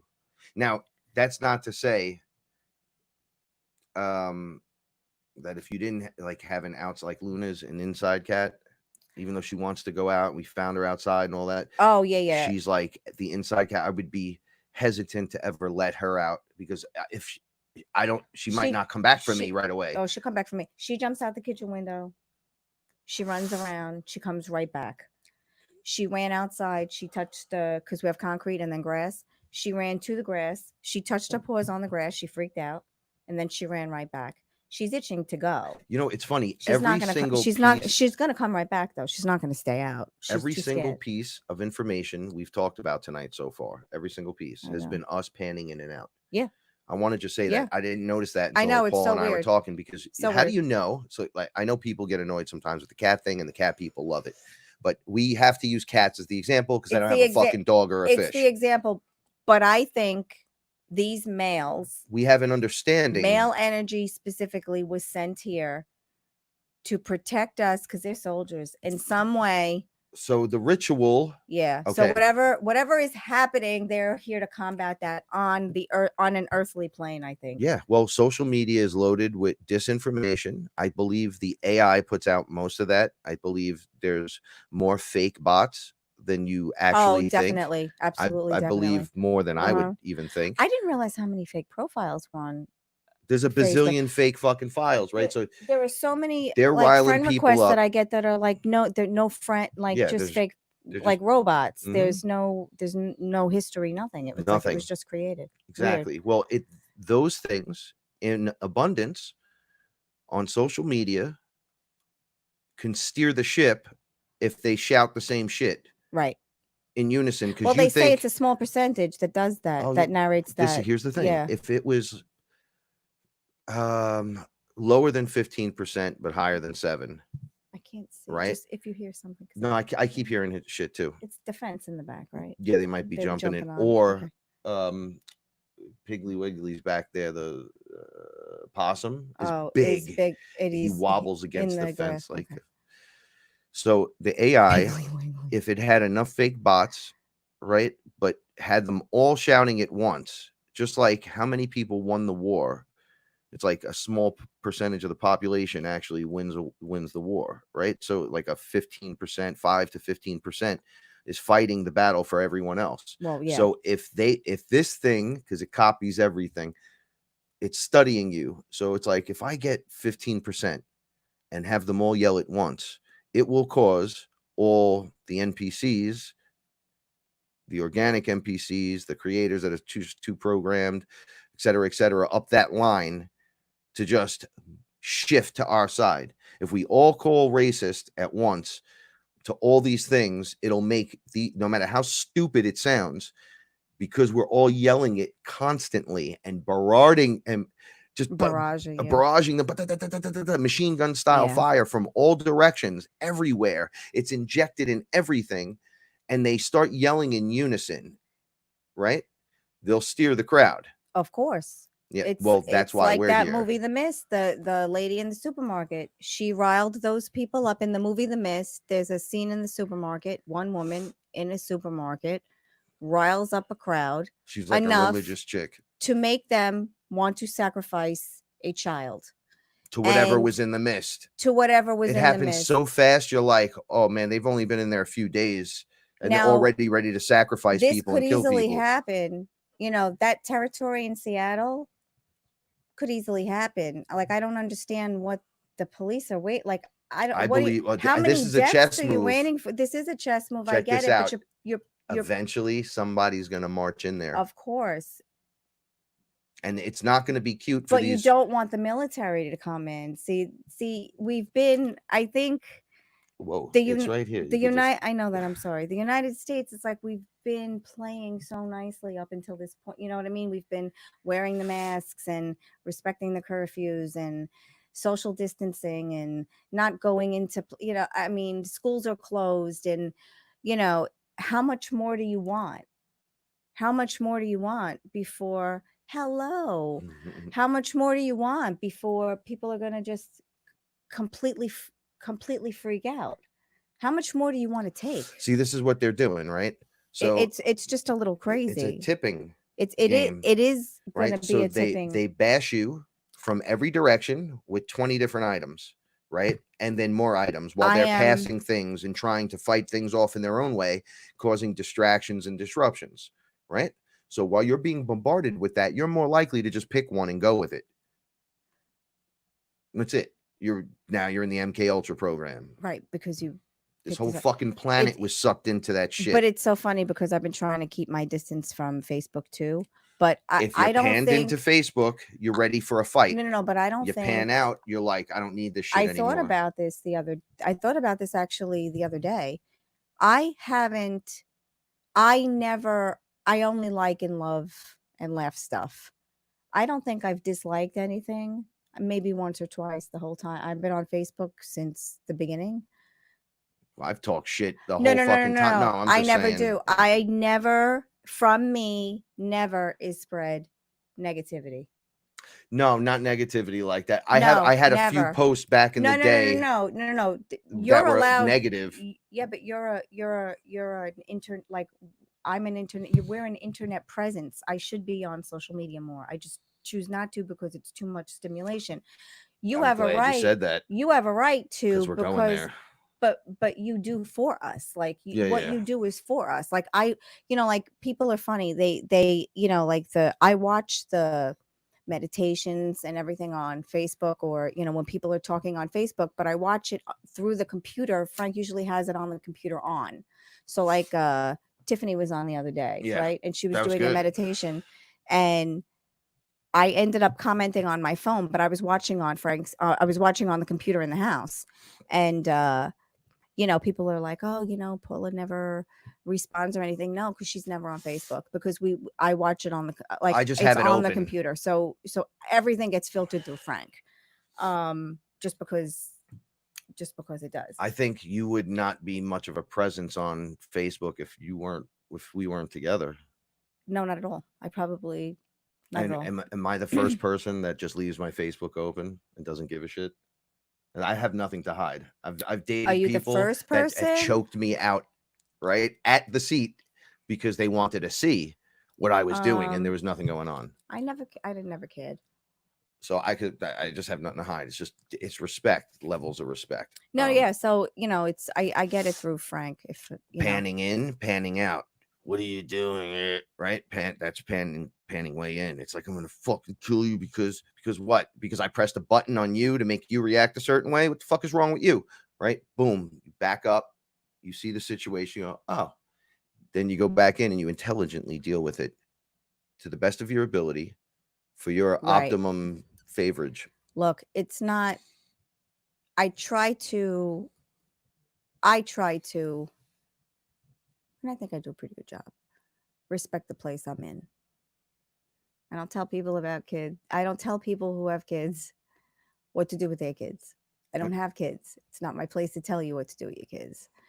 Even though we say shit that's really intelligent and nobody wants to hear it because you don't have any kids. I don't give advice because I can, because I've had one of every horrible thing happen to me. I've also had one of every great thing happen to me. Like Frank says, how do you know so much? I said, Frank, so many terrible things have happened. Like, my toolbox is I have a great toolbox because I've acquired so much shit over the years. Like, I have something to cover everything. And that just is history and experience, So, but I don't have to have the experiences in your life, but and I the don't awareness to try to understand I them. do From I use panning out and seeing I it, use my and it becomes history wisdom. to be very understanding about certain things, and it. I say, well, you got to look at it from a different way. And Frank's like, I don't care. And I was like, Frank, you just got to look at it from that point of view. And he's like, well, okay. We've both said something recently, and I'm going to say it in front of everyone, that kind of, I thought it was pretty interesting. We, when we discuss our cats that are gone, right? Mm-hmm. We both say the same thing. I don't know if you're aware that I say the same thing, but I'll eat and I've done this for every cat that disappeared, mushrooms, and go, listen, motherfuckers, this isn't right. It's not fair. And they'll look at me like, we didn't do anything to you. And I'm like, this isn't fair. And they're like, look, man. And I've gone in, you guys, I've told you the story where I stayed so calm. I've never done this before. I was tripping so hard. I brought my higher self. I said, he was right there where he's like over me. I said, could you come out here, please, so I could look at your face? And as soon as he appeared, he was like, hi. I punched him in his fucking face and was like, that's how you're going to do me? And like that. He's like, oh, that's how you're going to play the game? He fucking smashed me. Like, I was on the floor crying and I was going, I hate you. I hate you. Right? It's not fair. And he's like, I didn't do that to you. It's not fair. But we both have this. We said it tonight. Why earlier. do they take everything? Every time. I love everything. I love. I mean, they took my bird was taken. It's just, aside from my family. I mean, why? Why? And I know It's the innocence of it. I it is understand the it. It's like innocence they're of it. babies all the It is the time. innocence of it, but it's not only that. It's the this is the growth that goes along with it. There are questions that will never be answered. And I think if you dwell on that and you make that your new present, if you dwell on your history, if you dwell on your past, if you dwell on all of the things that were unjust or that in any way that you were wronged, and you choose that cycle to live in, you can never get out of that. Yeah, man. Yo, you I, got to break that cycle. Dude, you guys all know us for years now. yeah, but I've talked some shit on the show about my dad. Right? oh yeah, I don't yeah. talk like that anymore no, at all. And I said back then, it will never. And I'm already 10 steps past that. Or 10 steps past it. So yeah, but you don't have a choice, because if you don't settle these things that, revisit. They were like, yeah, do you want to come back do and you have him want as to your keep? son Do you and want so to you can handle this? And I'm like, exactly? Do you want to keep revisiting it? no, No, deal with it now, because we talk about no. that funnel. You can't take it with you. You can't take all that resentment 5 with minutes you. of work will save you a million Yes. hours of Yes. fucking in your own mind, wasting fucking time on Give this shit. him an opportunity to make things better, and if he doesn't, shame on him. Right. They say put it in the other person's court. You could do that politely and lovingly all the time. Right. Let it just Right. Someone let tells it- you I love you. I love you too. I love you Well, I can't love too. you because you're a fucking dick. Why Oh, okay. not? Why Well, can't you so love that me? means you hate me. I fall in love every 5 minutes. I said to my mother the other day, hey, what's wrong with you? You don't Oh, like I me? told her You the don't same She, thing. you don't like me? And she goes, Frank, what the fuck is wrong with you? I love you. She was like, you're my number one, my son. Right? So I laughed and I go, yeah, but like and love are two different things, dude. Right? Sometimes you act like you don't like me. Right? So I had to crush this weird thing that was occurring. But the way it was said it didn't disrespect her. No, It was a didn't sound rude statement. from me. Yes, it was just a statement. Like, check yourself, lady. Like I told her And too. it fucking worked. I was like, oh, and it just cleared up. Oof, gone. We were doing yard work one day. Just like that, it's just gone. Well, correct. Bing. We were doing yard work one day last week, and it was so hot, and it was like the late afternoon at this point, and Frank and I are like wrapping up to go home, and she's like, okay, one more thing, and I'm like, I'm gonna kill her. we're just gonna kill her. And she goes, you didn't plant the marigolds. So now it was such a small detail and we were still doing big things. We were still doing things, and I'm like, Diane, we're going to get to the marigolds. Let me finish this, and then we're going to get to the marigolds. And she mentioned the marigolds like 90. And I said, with these fucking marigolds, Diane, if you mention them one more time, you could have had, stop. I said, you could have planted an entire garden of marigolds with the amount of time you talked about telling me to plant them. Stop it with these marigolds. I'm going to plant There's only 12 marigolds. of them. They'll be done in 5 minutes. Yeah. But wait 5 minutes. Right. And then that shit is so funny. Really? Panning in and panning out, because we used to fight. Yeah, like that would be a big deal. And I told her, get over the marigolds. We would have fought for 3 days. Away. Yeah, please. Like now we don't do and that. And then I told her, I love you, lady, but get away. No, she laughed too. I know. She was like, she walked by and said, okay, but don't forget. We were like, get the fuck out of here. And she goes, and then I go, she fucking knows what's going on. Get the fuck out of here with that. And we just laugh at each other, right? But panning in and panning out, learning to deal with each other. Oh, she told me today that I went through some of my stuff in the garage, and I had a birdhouse that we put up, that little birdhouse that had the cardinal on it. She loved it. And I had a little bird feeder, a tiny little petite bird feeder. I like that bird feeder. It has like little nubs for them the little birds. So she puts the bird feeder up, and she says today the squirrel learned that if he stands upside down, he hangs and goes. He can basically open his mouth and just pour the bird seed in. So she was like, I can't take it. I was like, so I told her, don't put bird seed in it. Just hang it. You know, I try to tell her, if you learn how to feed them instead of just flicking food over there, if you learn that if you throw certain things over here and put certain things over here and then put other things over here, there'll be a different setup going on. And then she's like, there's too much. Like, it gets too crazy. Now, meanwhile, too emotionally she was attached. complaining There was about 5 the squirrels eggs, on the. yeah, that they were bombarding. I said, just stop feeding them and they'll stop coming. Meanwhile, the other day I was sitting out there. Frank was still sleeping. I had my coffee outside, and I was feeding a blue jay and the mama squirrel peanuts, and the blue jay was coming to the fence, and then he'd fly to the branch on that big tree that looks like a gumdrop. Yeah. We have this tree in the front yard. It's gigantic. It looks like a big gumdrop. So he sits on the bottom branch, and I go, come on. And then he comes down and he gets the peanut. And then the squirrel would come. So this went on. I had a bowl of peanuts. So it went on until the bowl was empty. I think I was out there for like 45 minutes. And I was like, I'm not giving them any more nuts. Like, the squirrel was burying them in the yard in front of me. And then I was opening them for him. And he was burying the open peanuts. And I was like, all right, this is silly now. I got to go. I have to go outside. And I just got so much joy out of that 45 minutes. It's like, that was like the best part of my day. And, you know, it's I like don't know. all right. It's like a Everyone's feeding different. petting zoo for those who But it's love it. beautiful. When the kids Yeah. came here, my niece and nephew came here. Oh, forget They about were never it. here They before were ever. mesmerized. They were mesmerized. Everyone makes fun of us, Paul and I, right? Yeah. And then they see it and they go, "Oh, I fucking love this." Yeah, I like love everyone this. that's ever been here has witnessed it. So you're like, "Oh, I get it."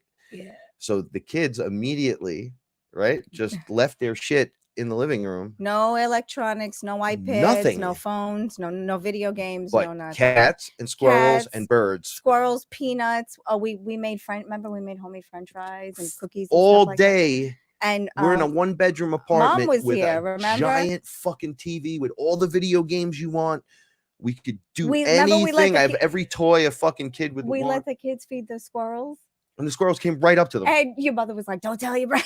Don't tell your brother. Don't tell your brother. He'll lose his mind." My brother would have a heart attack hanging out here for a little bit. I'm like, "Hey, listen, you should come by and have some coffee." He's like, "I'm allergic to cats." I go, We could sit outside. "Your buddy Rich, my best friend, Yeah, we Rich give him Johnson, a Zyrtec every right? day. Shout outs. He comes here, takes a fucking Zyrtec, right? And a glass of water. He's good. And then sits here and chills the entire day with us, right? And he's way worse than you. And when was the last time you were around a cat? But any animal, you know, I had that resistance until I met you. It was just another hassle to me mentally. Oh, it was in the beginning. I remember. How can I take care of another life? I talk so much fucking shit. Oh, and then I remember. I was just proven so wrong. So wrong. You know when I knew you really cared? When I was still living upstate and Oscar jumped off the deck. Now, I had a townhome in a townhome community, and I had a deck on the back of the house. It was fucking and dope. it was about a 10, I'd say a 10 or an 11 foot, maybe a 12-foot drop to the backyard. And he jumped off the back deck, remember? Mhm. He was in love when I lived in that house. He was in love with the cat next door. He would cry at their back. They had a sliding door like we had a sliding door in the back in the basement. He would cry at the sliding door, and this cat wanted nothing to do with him. And he'd always try to go over and try to say hello to that cat. And I told the lady, I think my cat is in love with your cat.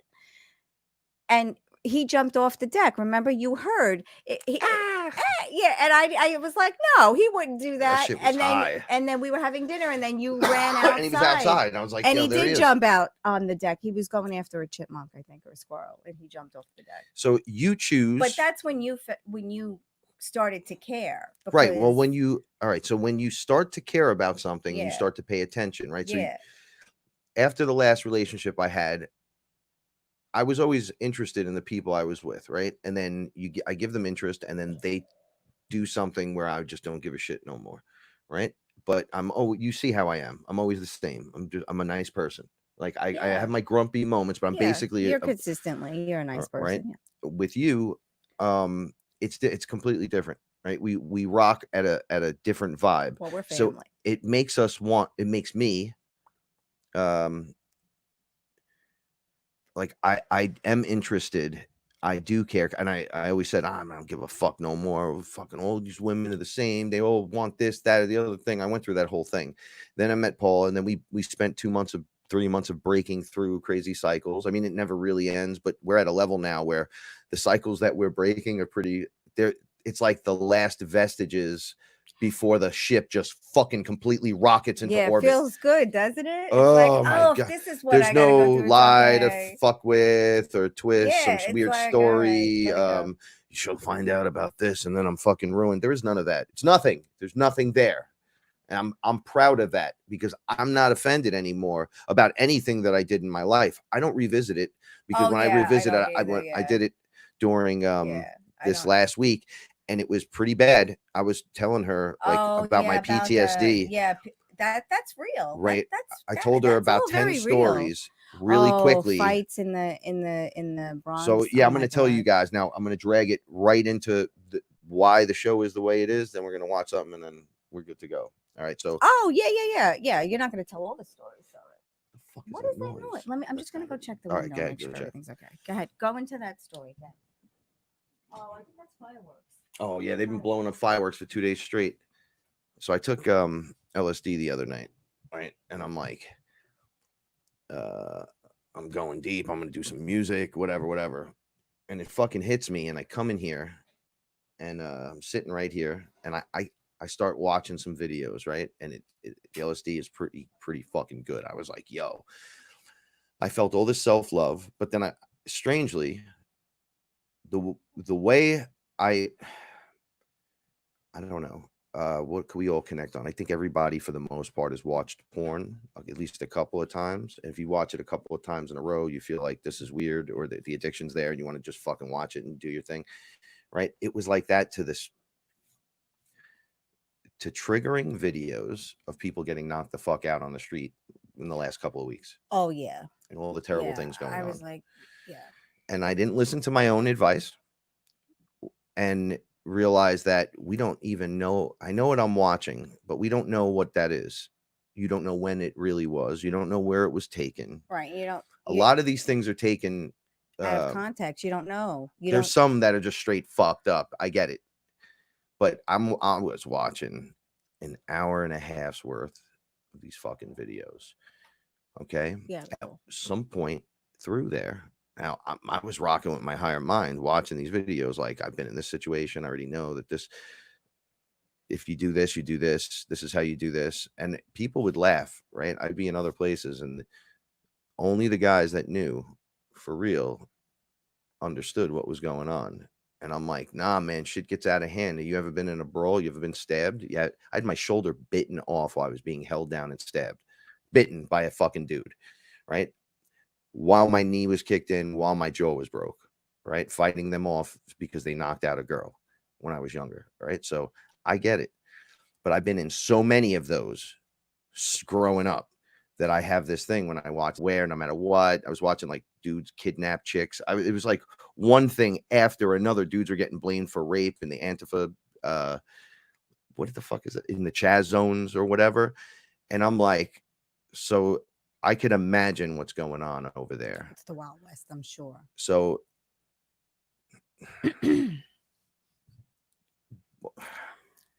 all right. So I went down that rabbit hole. So it spiraled.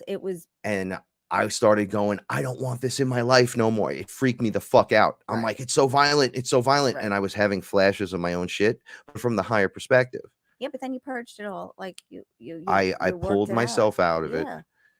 And I panned back out, and I realized I'm not that anymore. But that makes up a lot of my memories. And I'm like, yeah, that's cool. I don't want them. I'll take the strategic information that I could use on the street today, which is wisdom. It's the wisdom you collect it, strategy, yeah, and the strategy of life. Yeah. No, I get you don't keep the other shit, right? Well, you purged. You talked. I am not that, and I'll never be that again.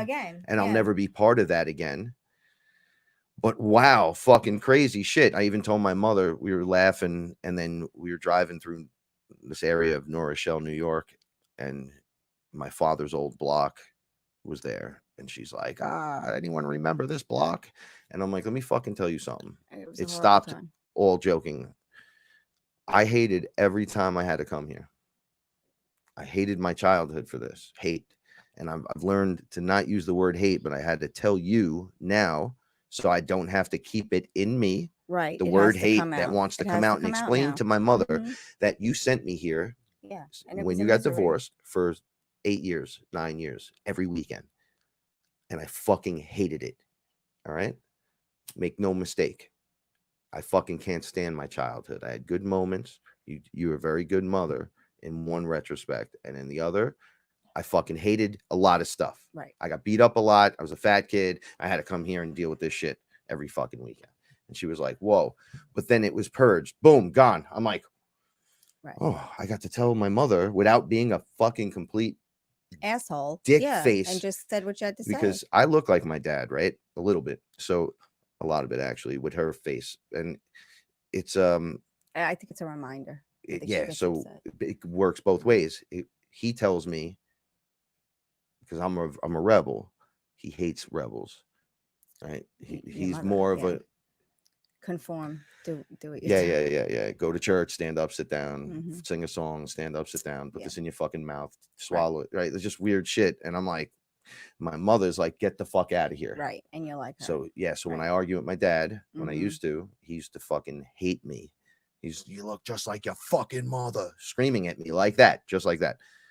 Then my mother would throw me out, say, you look just like it, just because Yeah. I looked like him. Couldn't take it. So as soon as I started talking, of course, there's natural things that I'm like him and her Mannerisms, mannerism. yeah. So it's get the fuck out. So I had to learn how to overcome that to even speak to them, to try to communicate on those levels. And I was able to do this while we were driving in a car. You were able to communicate with her because passionately, yeah, without being a dick, and she wasn't hurt by it. You know, she was very it was like very matter of fact. Like, yeah. you know, like this is how I felt, and now you understand, and now we're just gonna let it go. It's never gonna be spoken about. So the next night, I ate mushrooms, and I jumped on Facebook again. And I'm like, I got to get off. I hadn't been on Facebook. So I'm like, I've been doing other things. I'm trying to get my music back. I'm trying to get my swing back and do other. So I caught myself on there. Right. So the shit started hitting me so fucking hard. I had my notebook in front of me. And then I heard music. Robert Hawley was doing one of the meditations. And I fucking was on a deck looking out of a ship. I don't know what kind. It was just a room, but I could see. I call it the observation deck because you could see a lot, but it was mine, my space. And from there was a dude next to me. He was a light being, and he had a man. What do they call that? A man bun? Yeah. But it was a ponytail though. It went out, so it wasn't bunned up. Okay. And he said to me, "Do you see that?" And I said, "Oh, I could see a lot. I don't know what the fuck you're talking about, bro." And then I realized I'm now talking to this guy, and I'm looking out the observation deck. And he's like, no, look right there. Look down. And I look down. It was Earth. And I go, oh, there's Earth. Oh, wait, there's me. Oh, wait a second. And he's like, you ready? So I go, yeah, man, I'm ready. And it was the night before me watching the videos.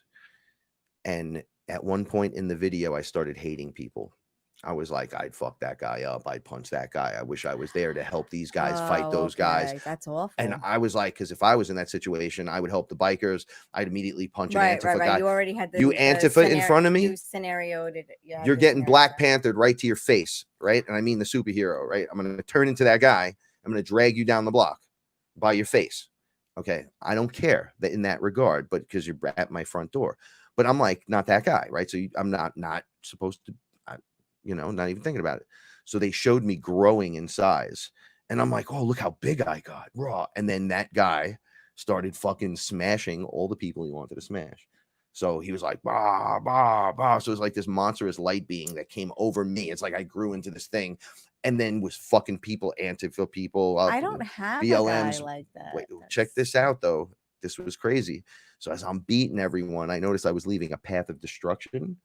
Okay, so I'm not here to leave a path of destruction. That's me and Aya, me and Mother have this arrangement. That is the most beautiful thing. No, clean your shit up. Not only am I going to clean my shit up, I'm going to help take care of you, Ma. That's right. Right. So pick that shit up. You've seen when I do the people Right, outside, pick that shit fucking up. dude threw something in front of the house. I fucking saw you pick that fucking shit And up. the kid came back. And the kid picked it came up. running. I'm sorry, sir. Grabbed it and grabbed fucking it, ran up threw the it. block, threw it out, did what he had to do. Don't fucking throw that down here. You walk by here every day, motherfucker. What's wrong with you? Well, that kid will never do it again. He'll never throw something, and if he does, he'll always hear my voice. Oh yeah, you scared him. So I was like, it's okay. So this guy is leaving a path of destruction. So I'm like, I don't like that. So he's like, well, what'd you do about it? Right. So I go, Right. Well, I had this whole discussion and whatever. He's like, nah, pan back.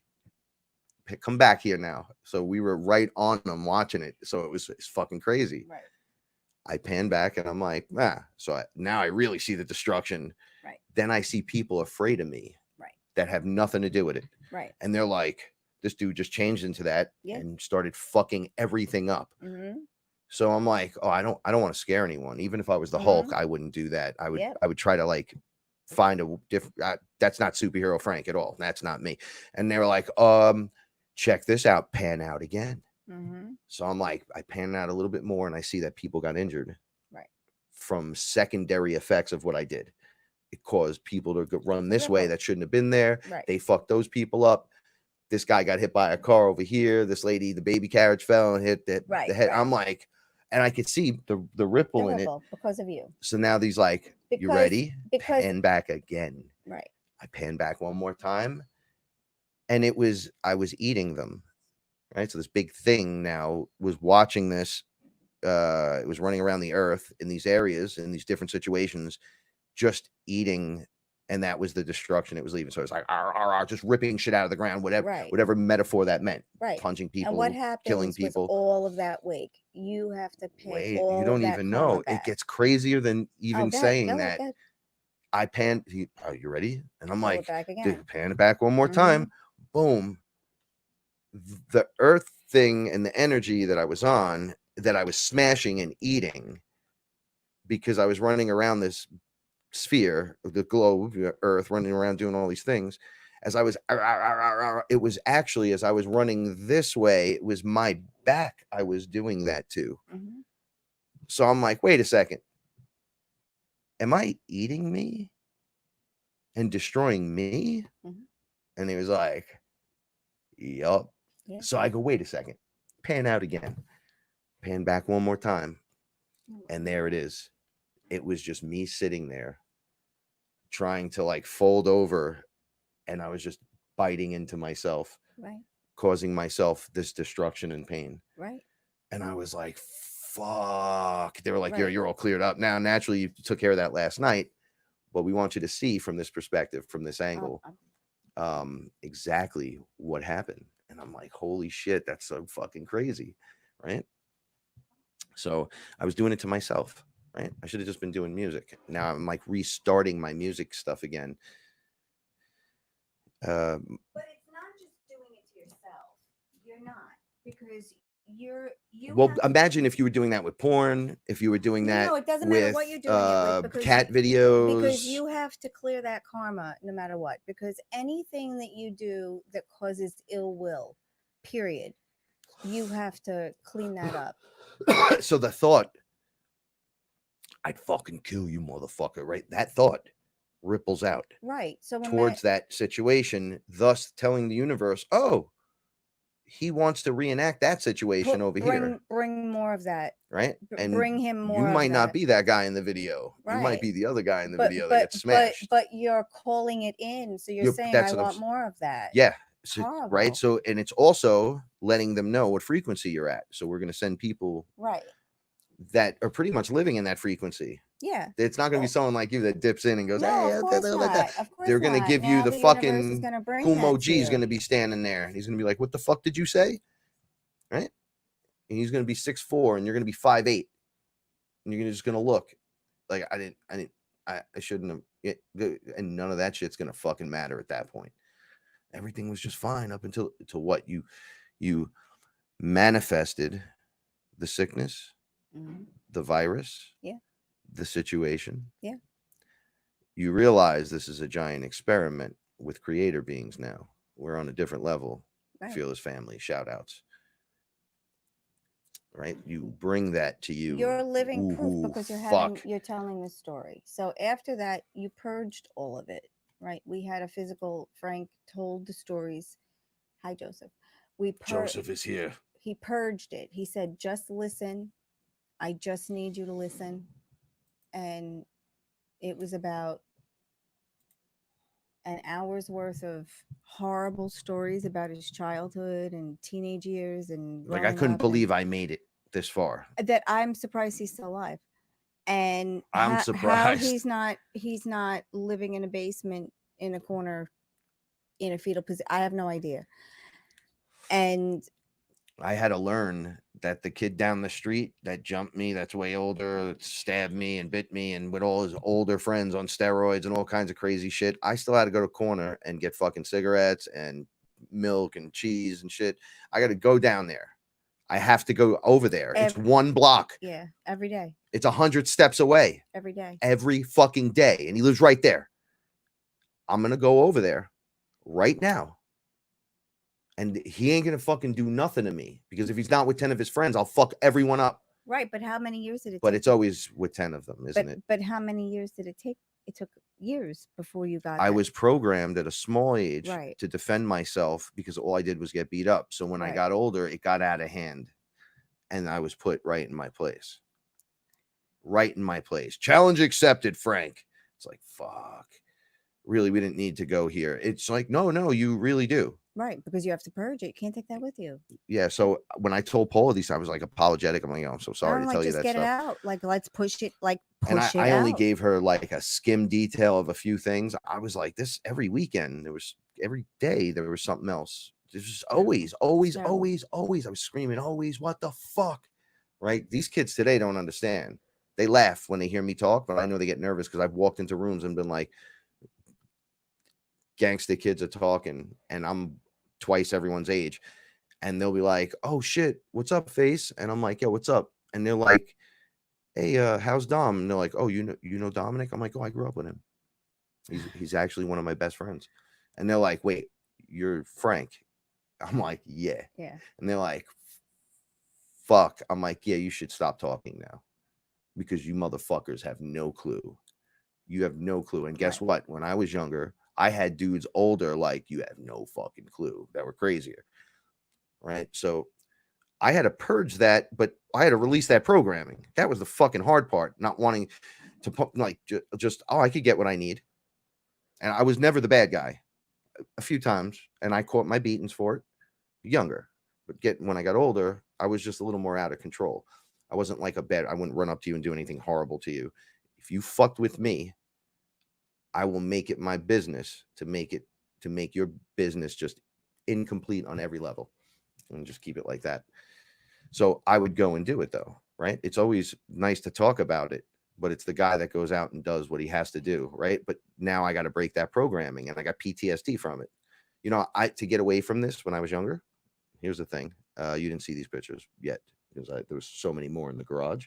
Mm-hmm. There's the pictures of me and the auxiliary police. We could look at them tomorrow, right? when we go. Yes, we can. Mhm.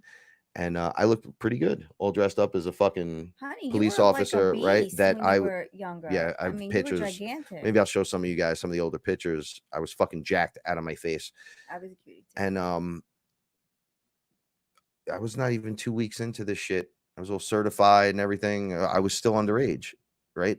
And doing auxiliary work. They put me down with this kid from Uruguay, or Uruguay, as he would say. And his name was Claudio. And we were walking under the bridge. I can't remember the name of the fucking street. It's the one with that looks like the Milk Tower, but it's in the bad neighborhood where they sell all the cars. You have to go under the trestle, and then you could go to Gun Hill Road from there. I can't remember the fuck. By Co-op City? Yeah, but on our side, anyway, so we were over there, and a dude got carjacked right in front of us. And they pulled the dude out of the car under the trestle, out of his cab, and just shot him right in the stomach and dropped him. So the guy was like, help me, to me. And then the dude just turned around. He had a gun. And we were kids. All we had was walkie-talkies and a shiny outfit in a neighborhood where... You didn't have a nightstick or anything? Nope. We weren't allowed. We were underage.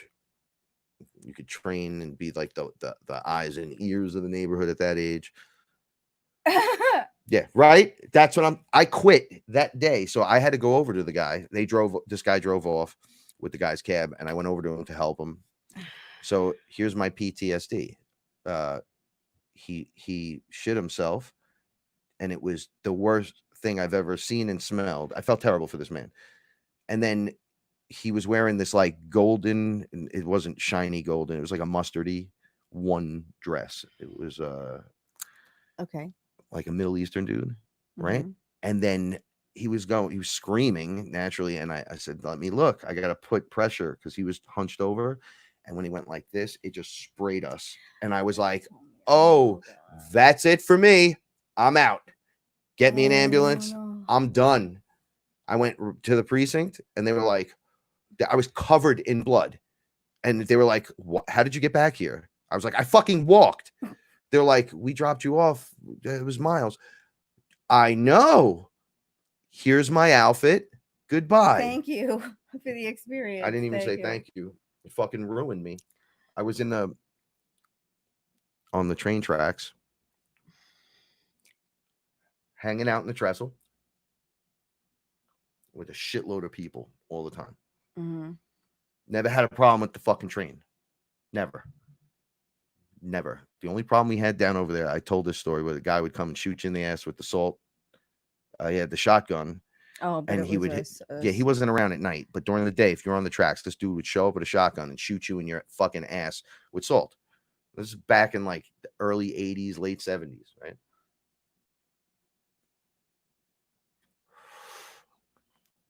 It was the early 80s. This girl came in from Yonkers, and she was mad young. She's like 14.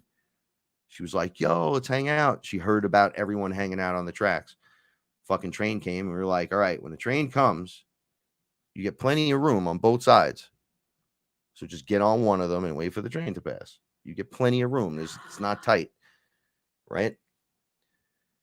She fucking went one way, and the one dude pulled her like, come on, you fucking dummy, like pulled her. And then she ran back and tried to get back to the other side. Oh my God, why? It was almost like it was scripted that she threw herself in front. She didn't. I watched. She wasn't doing it on purpose. She was so confused at what was going on.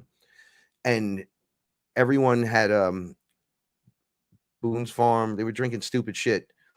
And I wasn't drunk or nothing. I lived right up on the next corner. And all I had to do was walk through the fence and go in. And her body was out after the train passed. Everyone was like, what the fuck? I didn't even want to run out there. I thought it would look way different. Her body was like thrown 20, 30 feet away and was just mangled, right? Like her arm was up behind. It was all fucked up.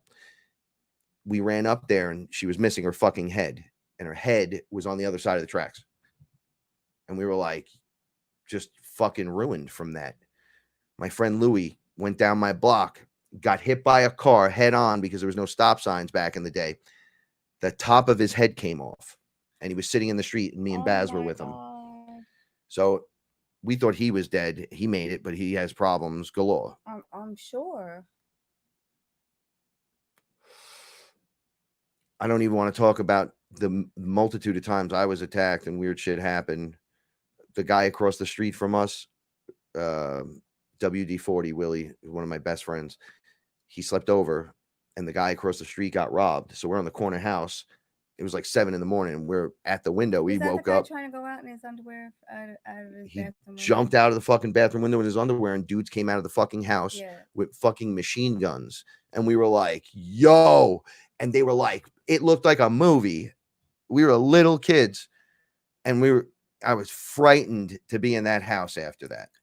Right. Not to mention the missing time experience in the house that I was there before with my mother, where the frog guy was in the window. I've told the story. The guy was in the window right as we were about to watch the show. And then as soon as we all got scared. Kung Fu Theater. Yeah. Right? And she pulled me like this. Boom. I woke up sitting in the same spot. Oh, I believe it. All the popcorn was still there. It was 3 hours later. The show was over, and she was still out of it. Yeah, so where did the time go? I looked up at her. Where did it go? And I was little. right? It was 1978. Yeah, man, that's a fucking long time ago. It might have been 79. It was the day. Actually, I don't remember the date, but I'm going to tell you when it was. That was the day Skylab fell out of the sky. Oh, you can Google that. And Someone can Google it. yeah, it was in the newspaper, and they wanted everyone to stay in that day. Okay. Right. Well, So what I was doing on that day.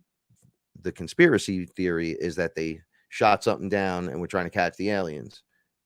I know it sounds weird, but there was an experience that I had at that young age. It just fucked me up. I also saw when we moved into the next home, I got yelled at and told to go upstairs. I'm doing this so you guys listen to this and see all the fucked up experiences, but watch what it's building to. Right. I'm in the house, and my mother's like, go upstairs, go up Oh, to they're bed. telling you to And I okay. go up on I go walk up 2 steps and then look up, and my cousin who just died a couple months before of drugs in the park, and he was all of our favorite people. He was the best, right? Jimmy boy. So he waves to me and he goes, hey, what's up, cuz? And he has this golden shine around him. So I start stuttering. I go back to my mother. I'm like, hey, listen, I'm not going up there. My father's like, get the fuck upstairs. I'm like, hey, Mom, I'm not going up there. So she's like, what's going on? So I tell her, Jimmy's at the top of the steps. So she's like, what? So now my mother's more open than my father is. My father's like, go to fucking bed. No. My mother walks over there with me, holding my hand, flips the light switch on, looks up, and Jimmy's sitting there right at the top step. He goes, cuz, what's up? She goes, takes me back by my hand, walks me back in front of my father.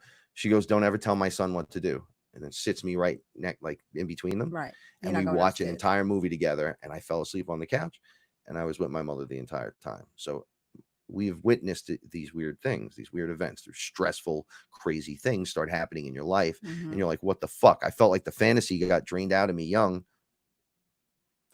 And in the midst of that shit is going on it's still happening. Yeah, but I think your mother did a great job of inspiring. No, she raised me. No, of inspiring like the openness, with the Star Wars and the comic books and definitely she believed in it when we were younger. But I think she did a good job of inspiring that creativity. She said to me, I was 15 or 14 in Woodstock, going on 15. She went there. She played the fucking role.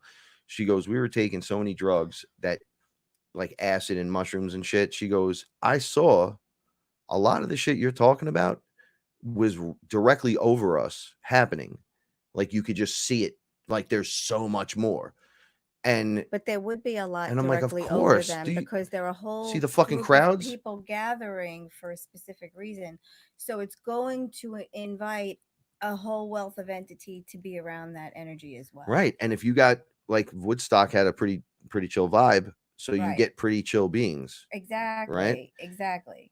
Terrible accidents like 9/11 or whatever, or events that when the other low frequency vibration. Yeah. Yeah, that's when the low frequency beings come in.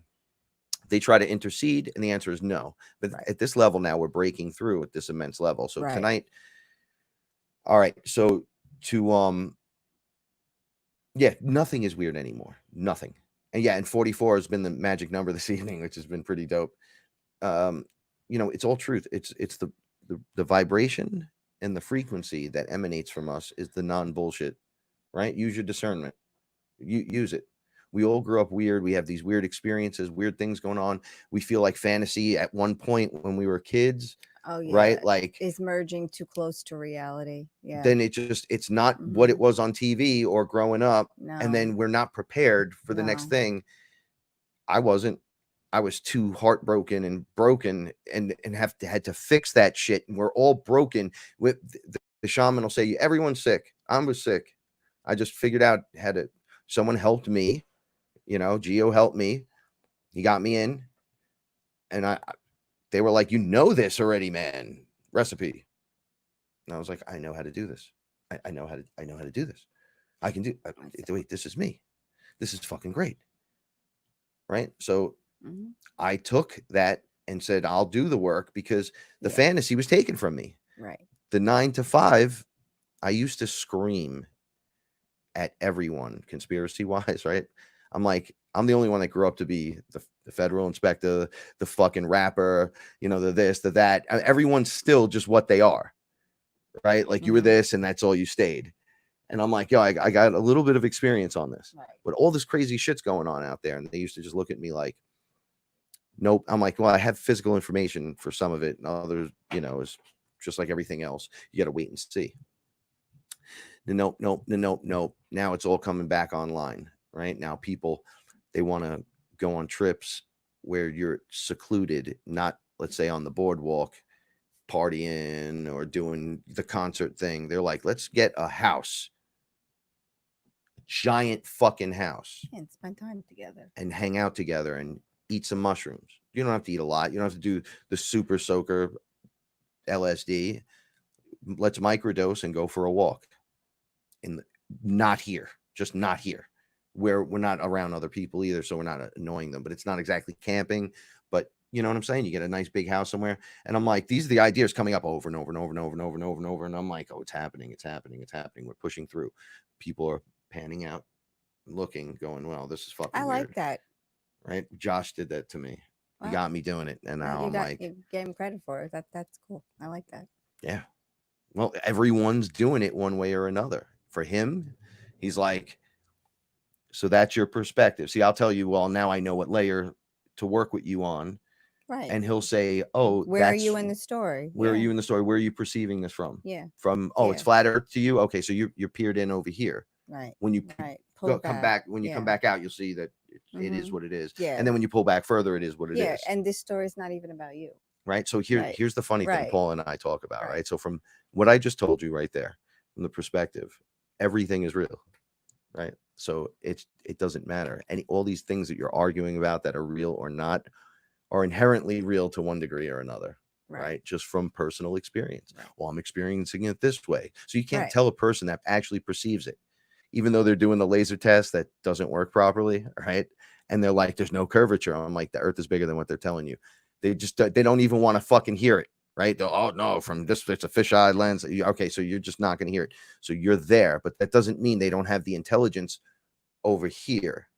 Like they could say something else that's completely relevant on there. So you can't throw the baby out with the bathwater. You could just go, oh, that's where you're viewing it from. Okay. You don't even have to get into it and say, you know, if you view it from back here, it does that. It's not my job to do that to you. Right. I would like if you could take a point of view and expand on it and get to see it, so you're not stuck in that. So we could all rise together. But it's also not my job to do that, because if I gave you the answer all the time, maybe your story changes because I give you the answer, and your next test is harder because of whatever. Maybe it rolls you deeper into the fucking thing. Frank's nuts, bro. What the fuck? So I don't get to show by example with you. So you go deeper into the rabbit hole, which you have to go now because I fucked it up for you by even opening my mouth and saying, you know, if we look at it from here, we're all creators and they're still in Jesus mode. So you got to watch. We have to learn how to do this by panning in and panning out. All right. So one thing I want to just show you before we end the show, because it's happening.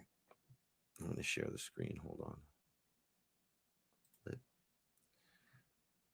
And you should be able to hear it. If you can't, let me know. All right. But be prepared for more and more of this right here. Stephen, tell me a little bit about yourself. Tell me, when did you become a Trump supporter, and what drew you to him, and what were you always a conservative, Republican? Tell me. I walked away from the Republicans back in 2006. Once we gave them a trifecta from 04 to 06, they spent like drunken sailors, and they became, basically Democrats. So I walked away from them back then.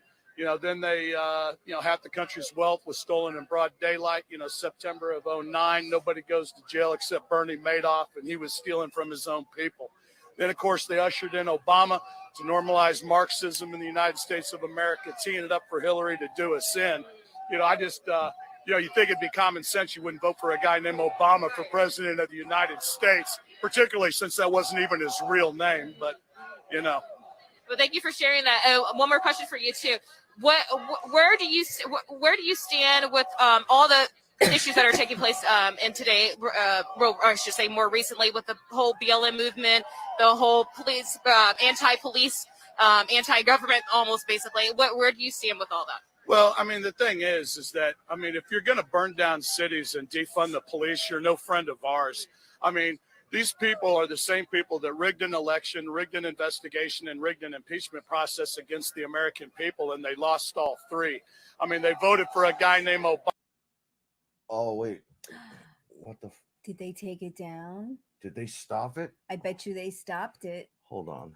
because we just listened to it. And I said I was shocked that Wait, no. Hold on. Stephen, tell me a little bit about Obama, not once, but twice, and he stole everything. That's why they were down on Epstein Island raping and eating those babies down there. Just look at the flight logs. They all knew who he was, what he did, where he did it. That's why they got on his plane to fly down there and do it with them. That's what the real problem is. It's pedophilia. And as soon as, everybody finds out that all these people are pedophiles, that's when the party really begins. Yes, we got to expose them for who they really are and show people, give people the truth instead of continuing. $55,000 worth of hot dogs. Please explain that to me. It's in their own emails. Wow. Well, thank you for sharing that. I mean, she got more than she bargained for, but the fact is that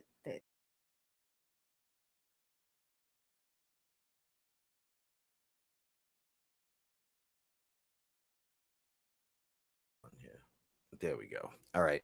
So there it is right there. There it is. Laid out right in front of you. You're going to start seeing this now. We're breaking through. We're panning out. And we're looking at the problem going, you're not really the problem. I'm not really the problem. no, the underlying problem is These dudes are fucking kids. yes, Everywhere. They're running an entire fucking network. every level and layer. My fucking hair is standing up right now.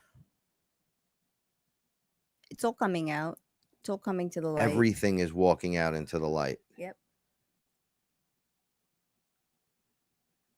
Everything is going to have light shining on it.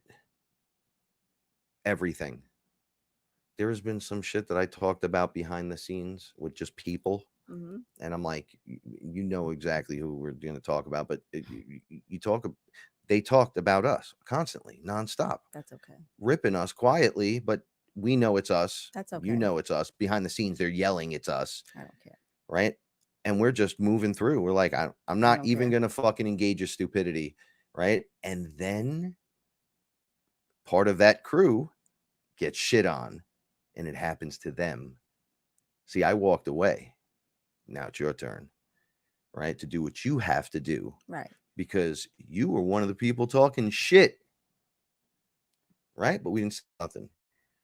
But guess what? Now it's happening in front of you and to you. Deal with your problem. Right? Face it.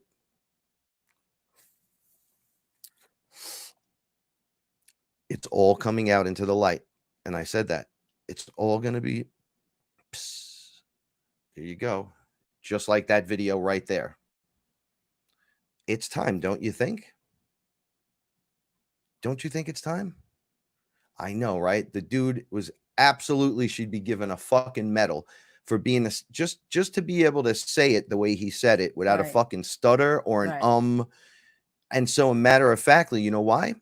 And when you heard it, you felt him, right? You felt that. You felt him say what he had to say, and you're like, oh, that's a real dude. And he knows what's going on. He's not guessing.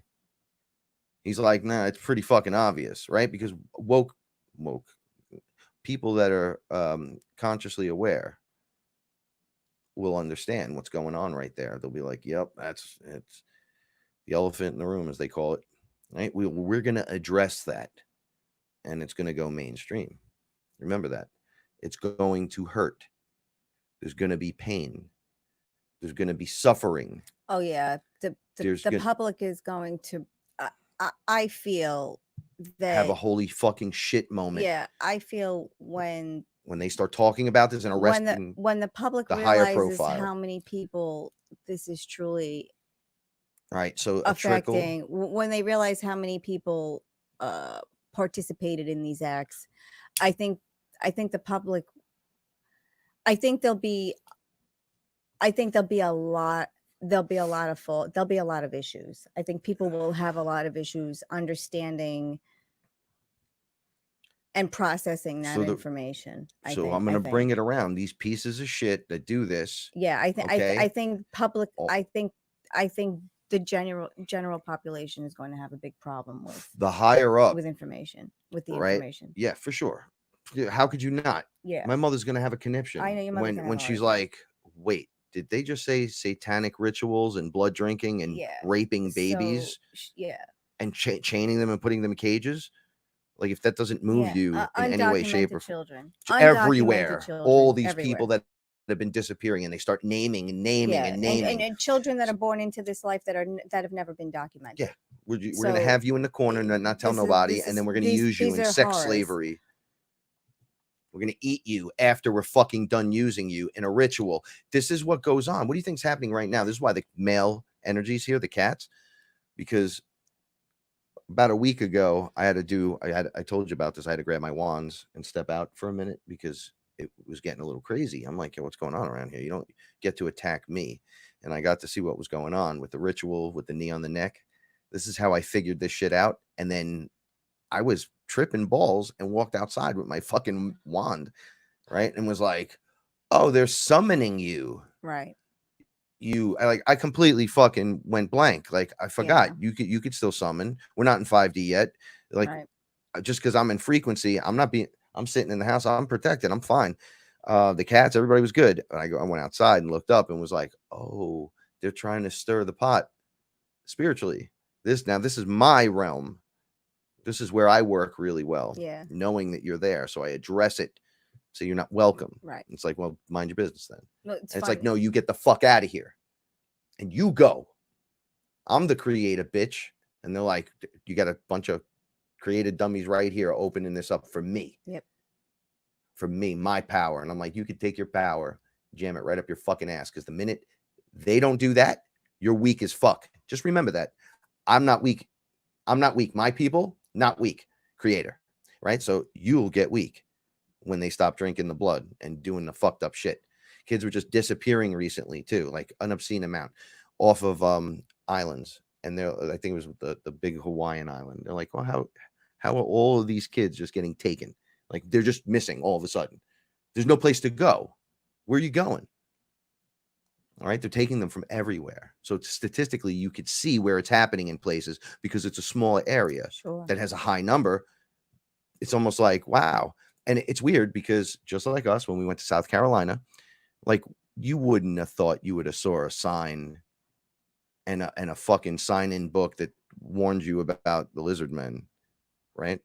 That makes no sense, right? It's a funny joke, haha. But it's everywhere. Yeah. Like that, those are official government signs. They're not official government signs, but yes, there's signs everywhere. Well, yeah. To have that up on the road, because we were on the main road, the first one I saw, I was like, we just drove up into this area.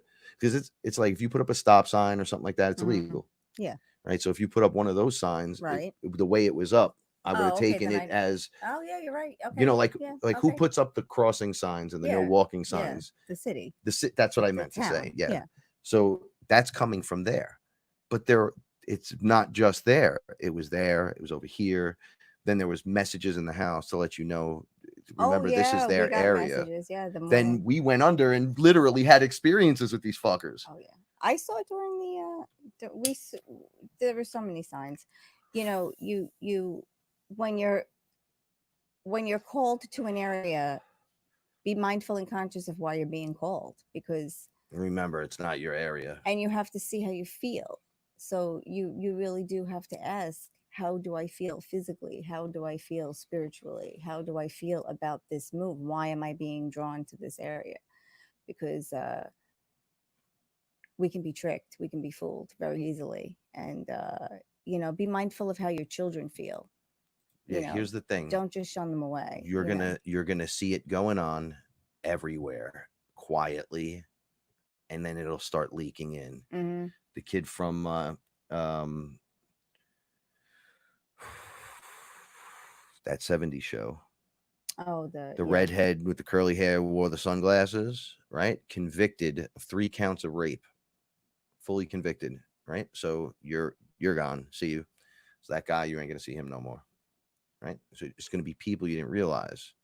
Like, I know the conspiracies run deep. People were going, they really want an antichrist, right? You know how you get something like this?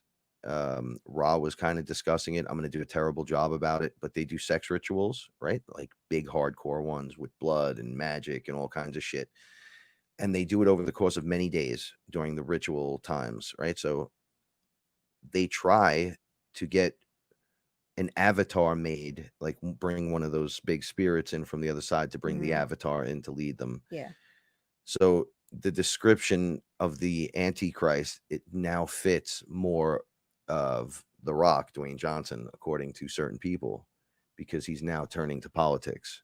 Right. Right. And it had this whole, I'm not saying that he is, I'm not quite down with this, but they always want that thing, right? And how do you get that famous?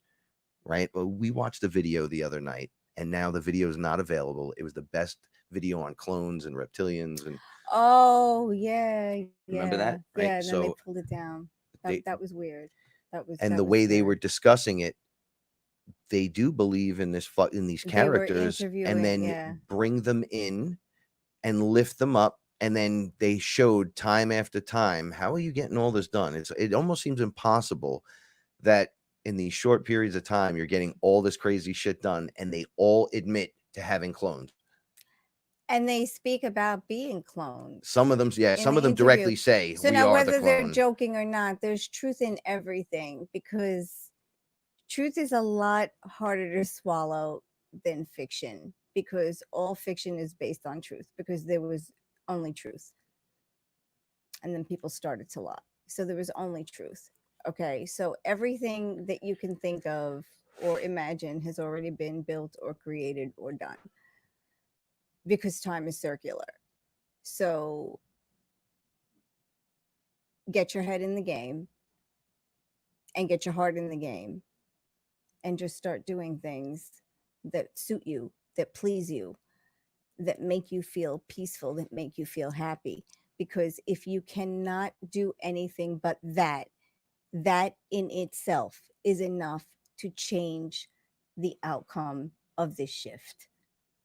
That's enough to help things along, because we can combat. You think, what can I do against satanic? You have to raise your frequency. Raise your frequency. That's how you beat them. That's how you defeat them. Be the best you can be.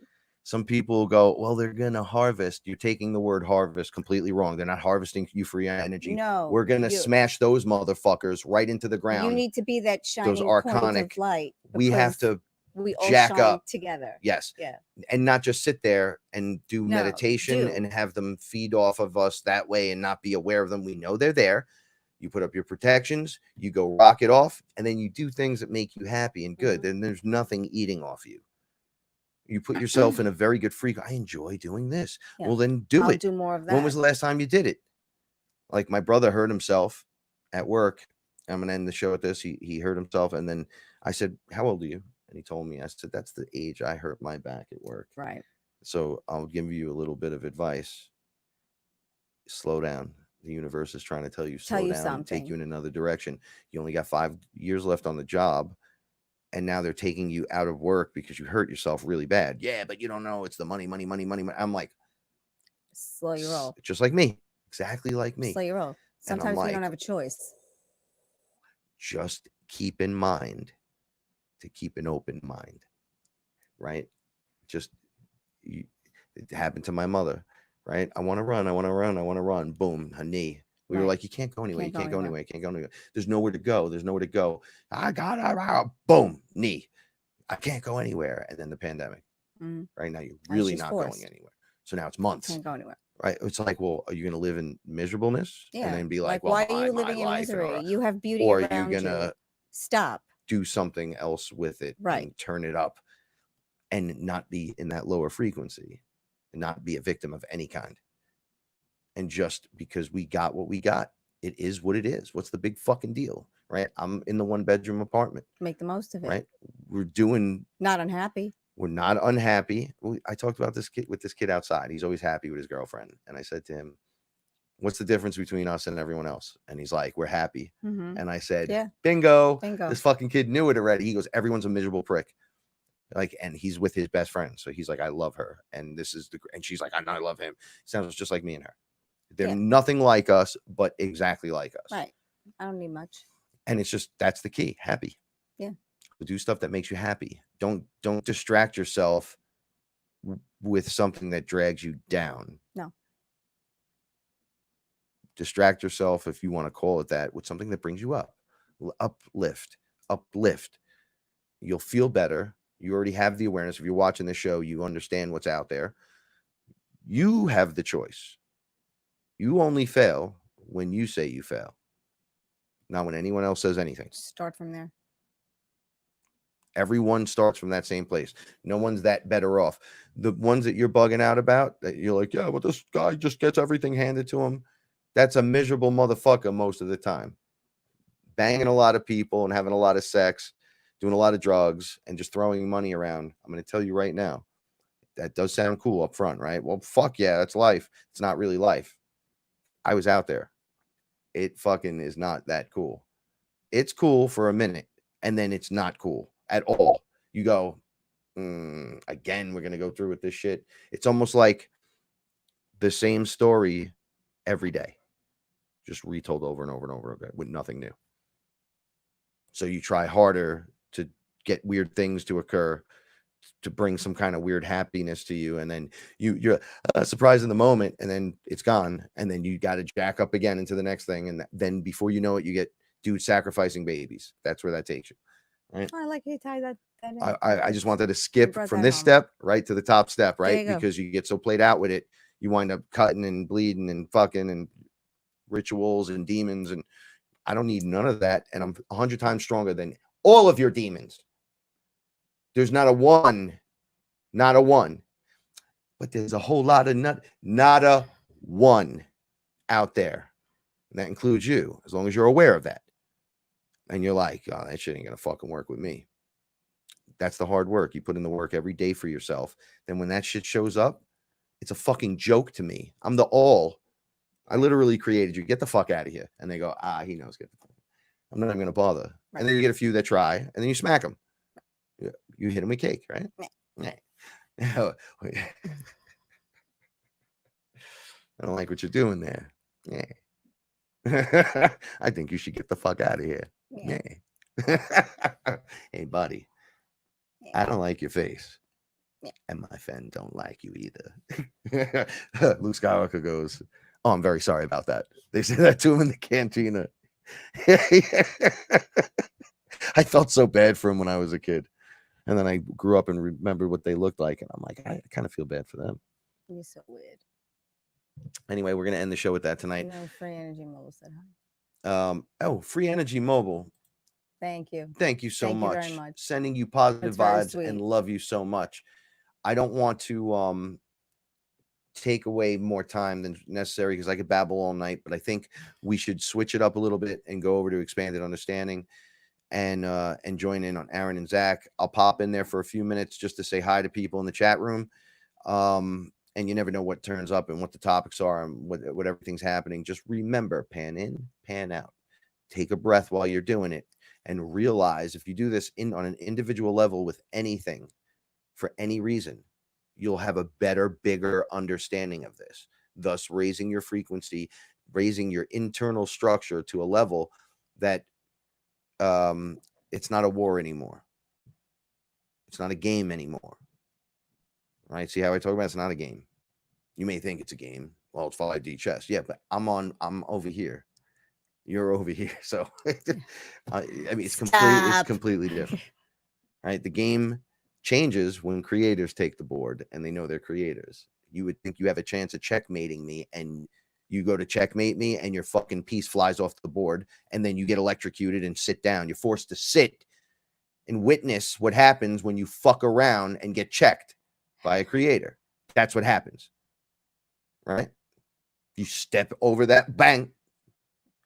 You shouldn't have done that. It's like sticking your hand in the fucking mousetrap. What are you, ridiculous?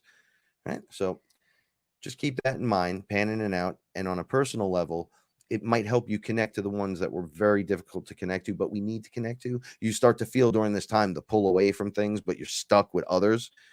Those might be the ones that in your experience you need to get right with for whatever reason. Because you can't take it with you. So Yeah, you gotta man. clear that shit And up. when you do, you get lighter. Period. You get fucking lighter, and it's great. Aw, Grandma loves you, Aaron. Aaron, thank you guys so much. I appreciate it. I'm gonna jump over there in a minute. Yeah. And there, then there are no short goodbyes. yeah, no, there never is. Well, because we miss you guys. We love you guys a Yeah. lot, and there is always a lot to say. But by doing that, your relationships could grow stronger, more intimate. Things grow, creation expands around you, and your awareness of that naturally, your responsibility. So, love you guys very much. Stay fearless, and remember, the universe rewards bravery. Peace out.